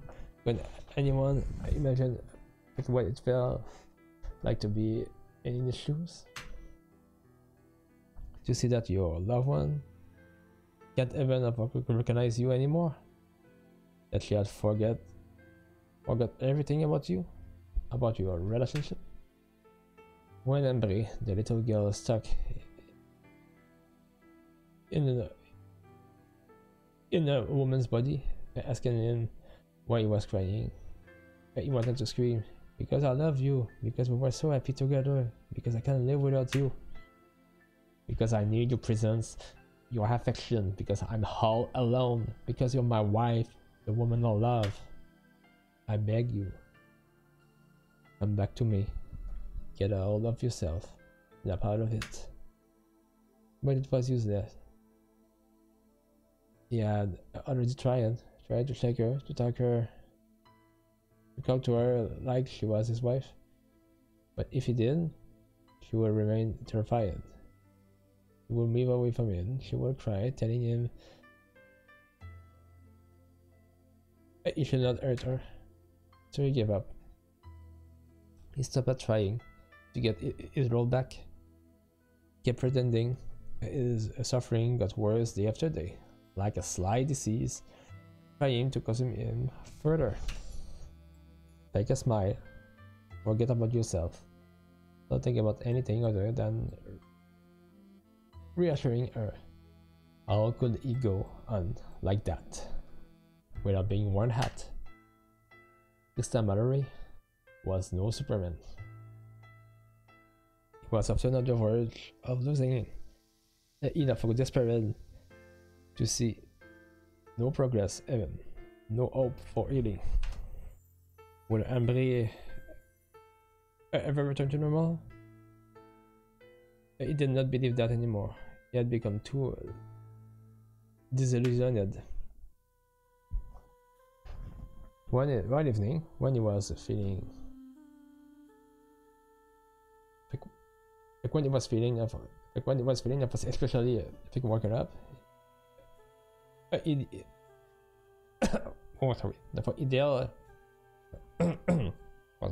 dared to yell at the lady who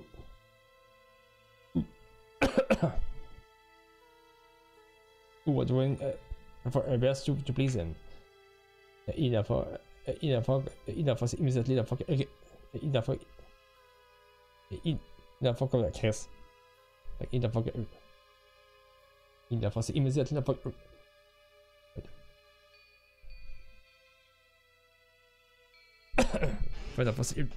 he regretted it, but the deed was done.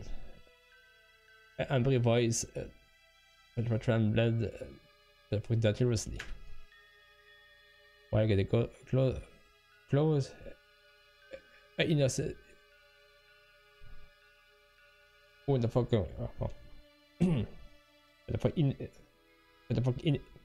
Innocent said, for her hands were shaking frantically, eyes wide open, looking there, she exploded. I'm sorry, I just want you to love me. I just want you to look at me. Why do you only look through me? You're not good enough, is that it? I will never be as good as she was, will I? She? What, Ambre? Who the fuck are you talking about? Dumbfounded, Tristan held her in his arm as tightly as he could. No, he truly could not understand. He could not understand such intense and sudden sob. He only loved one person in this world, only one. How could she believe for seconds that she has been beaten by someone else? Reassured by his gesture, Ambre wanted to explain herself. Your wife, can see that her departure left you very sad. I want to bring a smile to your face. I wanted to take her place, so you had forget about her. For a second split, the memory was breathless. It was surreal. He would have clinched himself to make sure that he wasn't dreaming, but no, the pain in his chest was far too real, too pitiful. Coming in. Ambre. Look at it. Look it up. In her of a little girl's dreams, was becoming jealous of herself. She was trying to surpass her happy alter ego of the past. She was trying to destroy herself from from husbands of memories, as if to rewrite the past, like some kind of unconscious suicide. How could he? How could he? How could he ensure? How could he answer that a declaration? How could he find the right words? Catching his breath with difficulty, the 30-year-old man took Ambre by the shoulder and looked at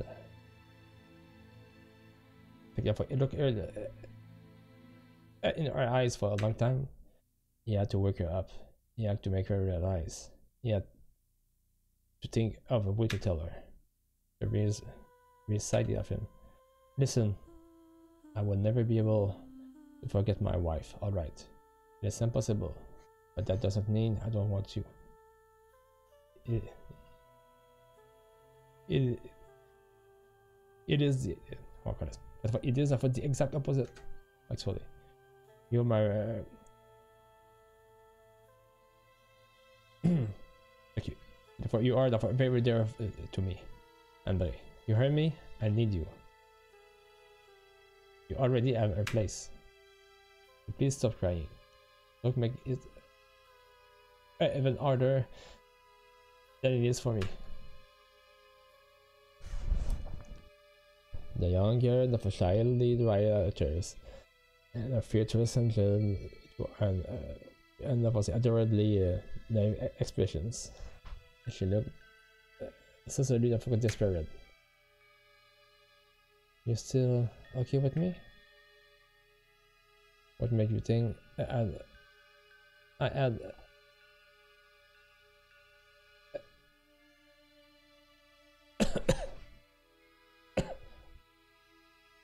when I abandoned you? Huh? Nothing. It is just that. You seem to love her so much. I'm a bit jealous. Why is that? I don't know. When I look at this picture, I can help but tell myself I must absolutely make you happy. I think I love you. Tristan felt how the courage and determination he had woken up, meeting away overnight, and he started sleeping well. Did she recognize him just a little? Was that a sign from her subconscious? Had she finally got a grip on herself? But I love you too. I've loved you for so long. I love you so much. Make me sick. For real? You're not treating me like a kid? Of course not. Then prove it. What do you mean? Show me that you don't regard me as a true woman. That you really love me.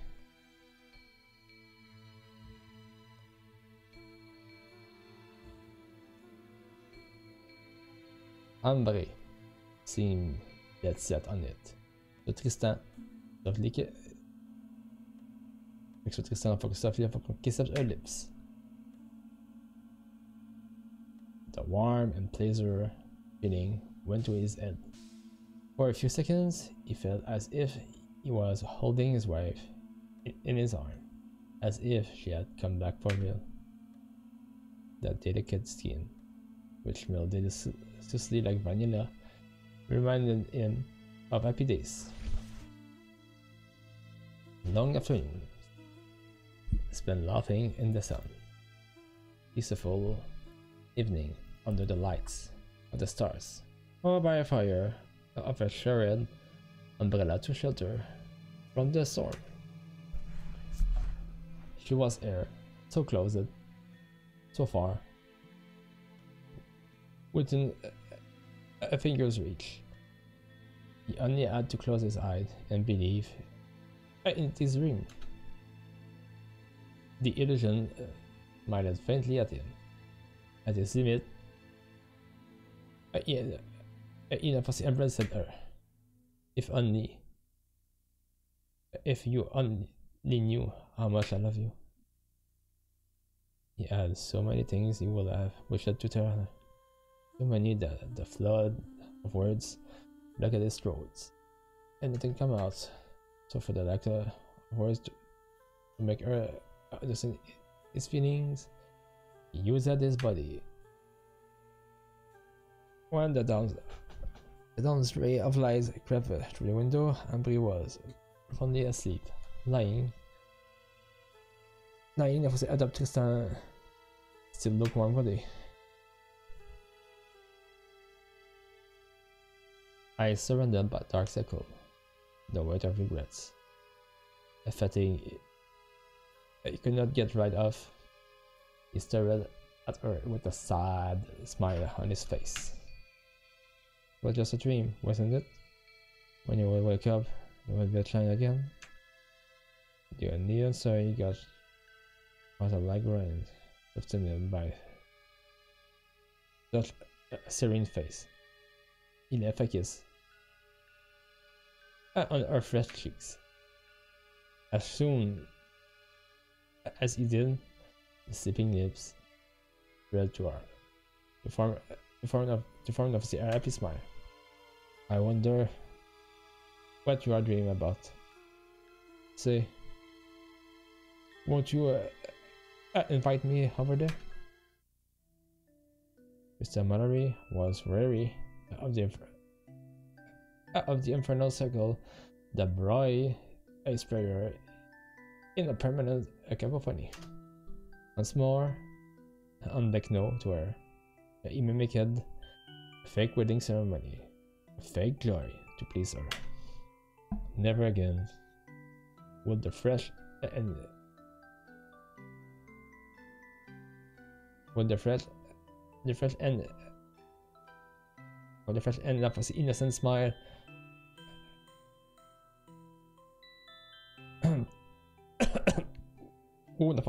of the picture of what returns.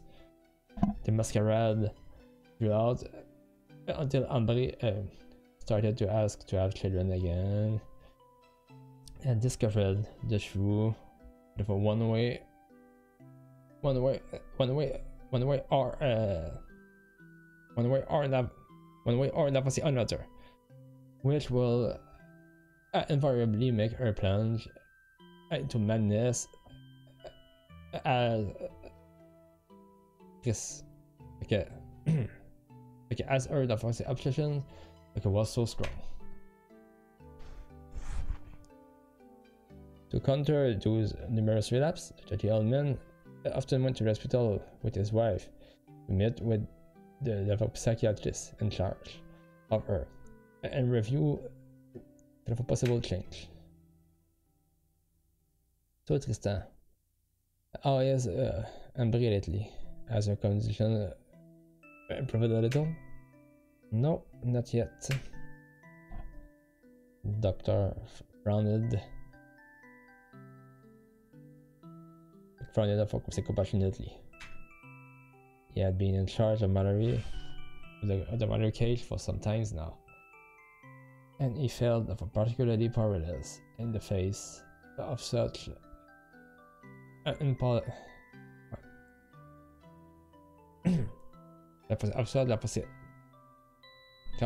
impasse with the young lady. He tried it all without success. You never know. Is that why you call me, doctor? He grabbed a pen and played with it nervously, while staring at Tristan. No, to be honest, I knew Ambre I knew that Ambre would relapse again. One of my colleagues told me the other day that that was allegedly you were worried the fuck was stopped by the hospital to do the usual of a dramatic routine. He ran into a she ran into an Hamilton that didn't really know how to deal with the situations. I irregularly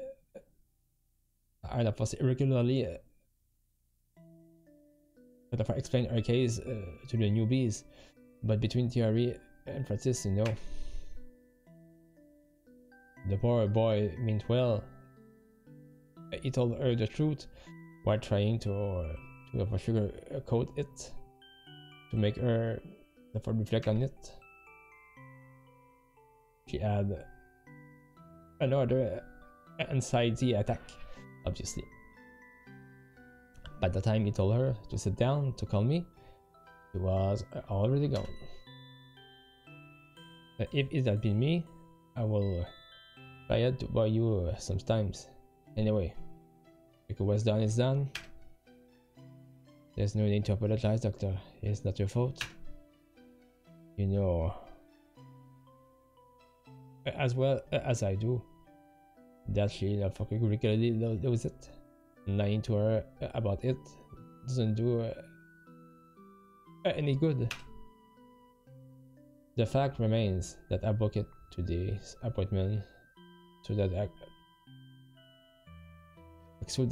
I could check on how you are faring and how she is being since that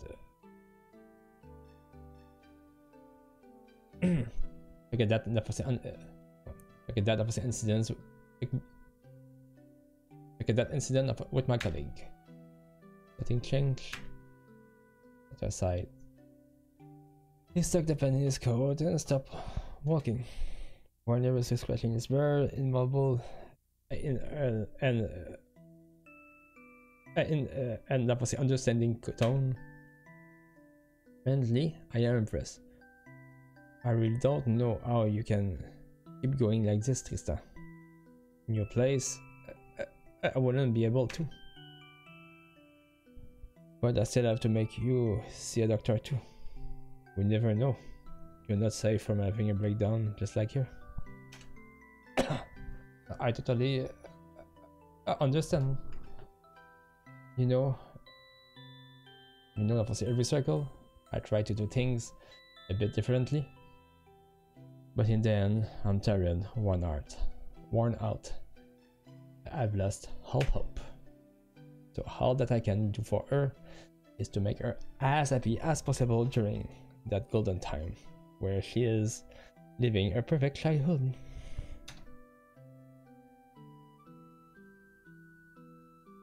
All that is left of the woman I love is a shadow. So I hope she will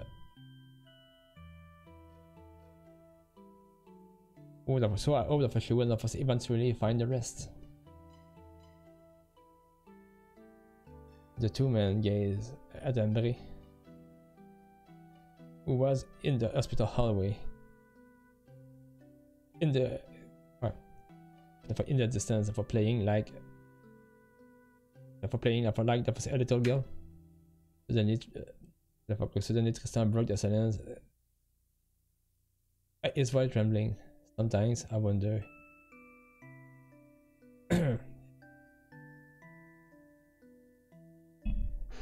if she will ever going to get out of that prisons before she burn around herself to avoid suffering. Is she ever going to accept facing the outside world, or is she going to keep living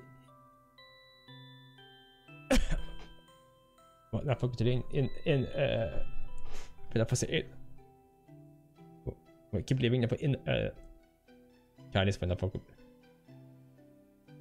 fuck off. I wish. Sorry. I wish I could promise you that she will wake up from that long nightmare, but something inside me thinks she will never call her.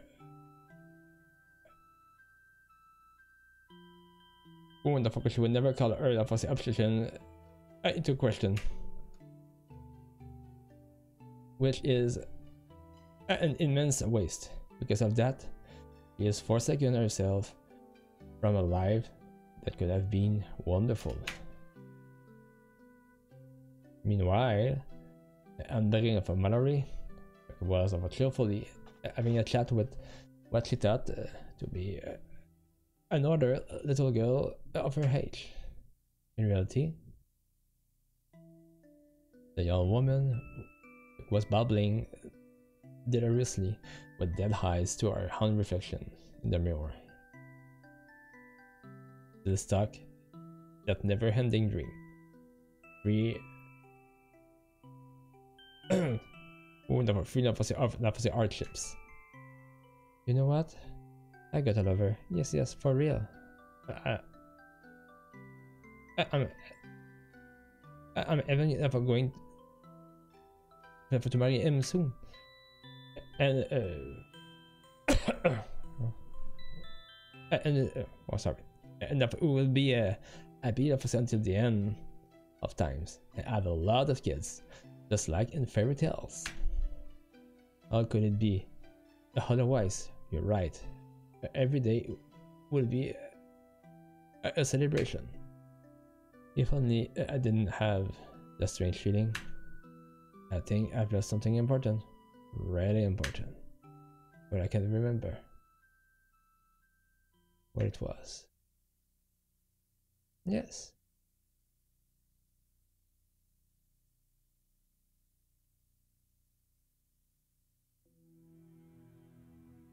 Yeah, c'était très bon. It was really good. Finalement, ça vaut la peine que je finisse le jeu. Je vais attendre que le générique finisse pour commenter. Comme ça va m'aider à mieux gérer le reste. Là.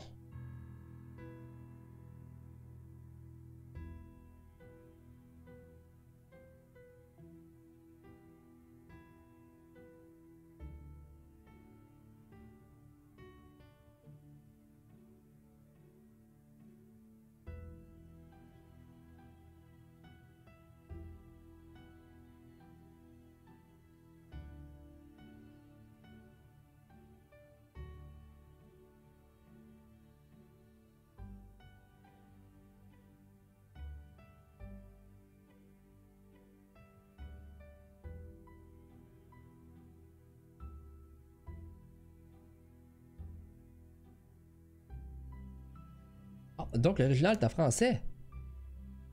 German Translation, ça veut dire donc l'original est en français. Ah! Donc c'est Ambre. Je savais pas que l'original était en français. Ok. Parce qu'il y avait un nom allemand. Donc moi je pensais qu'il parlait en allemand. Donc c'est pour ça que j'ai mis en anglais le jeu. Je pensais que le jeu était en allemand parce qu'il y avait un nom allemand. Donc si c'était eu un nom de compagnie, j'aurais mieux compris. Ok.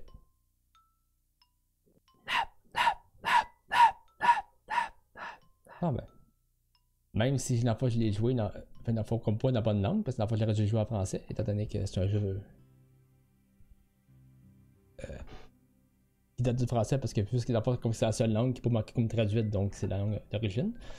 Ce que je savais pas. Fait qu'à avoir reçu, je l'aurais mis en français. C'est quand même un très bon jeu. Tu sais, comme que c'est la métaphore infantile, mais ça, c'est la lutte interne de la personne. Et du conjoint qui est pris avec ça, ouais. Le conjoint, mais quand même, c'est quand même si l'enfant il est plus capable de suivre la maladie, il l'aime toujours. Et comme il espère toujours qu'elle sorte de sa torpeur un jour. Et je pense pas que ça va arriver, mais sauf que Oui, ça. Mais c'est comme que ça que c'est. Allez, ça. Mais ça que. Mais ça que si un jour ça l'arrive, mais comme il veut être là. Pour pouvoir la revoir, tu sais. Pour bien finir sa relation avec. Dans ce sens-là que. Tu sais, c'est comme. Il faut quand même qu'il reste avec. Mais c'est sûr que les psychiatres. C'est dans l'établissement qui était, ils aident pas parce que plus de la fois comme ils encouragent ce comportement-là. C'est comme au lieu de la garder comme interne, parce que la fois c'est ça qu'il aurait dû faire, la fois qu'on s'est la garder comme interne pendant au moins une couple de mois, de sorte que fait que comme de sorte la fois qu'elle soit pas prise dans le cercle vicieux d'être cette fille-là qui est aux prises avec elle-même. Là. Mais tu sais que la fois qu'elle n'ait pas le choix de vivre sa douleur d'un point de vue conscient. Mais là, puisqu'elle est comme. C'est encouragé de cacher sa douleur par son conjoint, parce que plus son conjoint, c'est qu'il maintient le problème du fait que. Ben, que un peu que vivre son rêve infantilisant. C'est ça. Parce que tu sais, comme que c'est sûr, tu sais, comme quand elle est que. Fait que là, c'est que. Parce que c'est sûr que en étant c'est Chris. En étant c'est. Fait qu'infantilisé, ben. Ce qui peut pas être fonctionnel dans la société. Fait que ça veut dire que l'hôpital psychiatrique, il aurait dû la prendre en charge. Par logique, c'est ça qui aurait dû être logique dans l'histoire.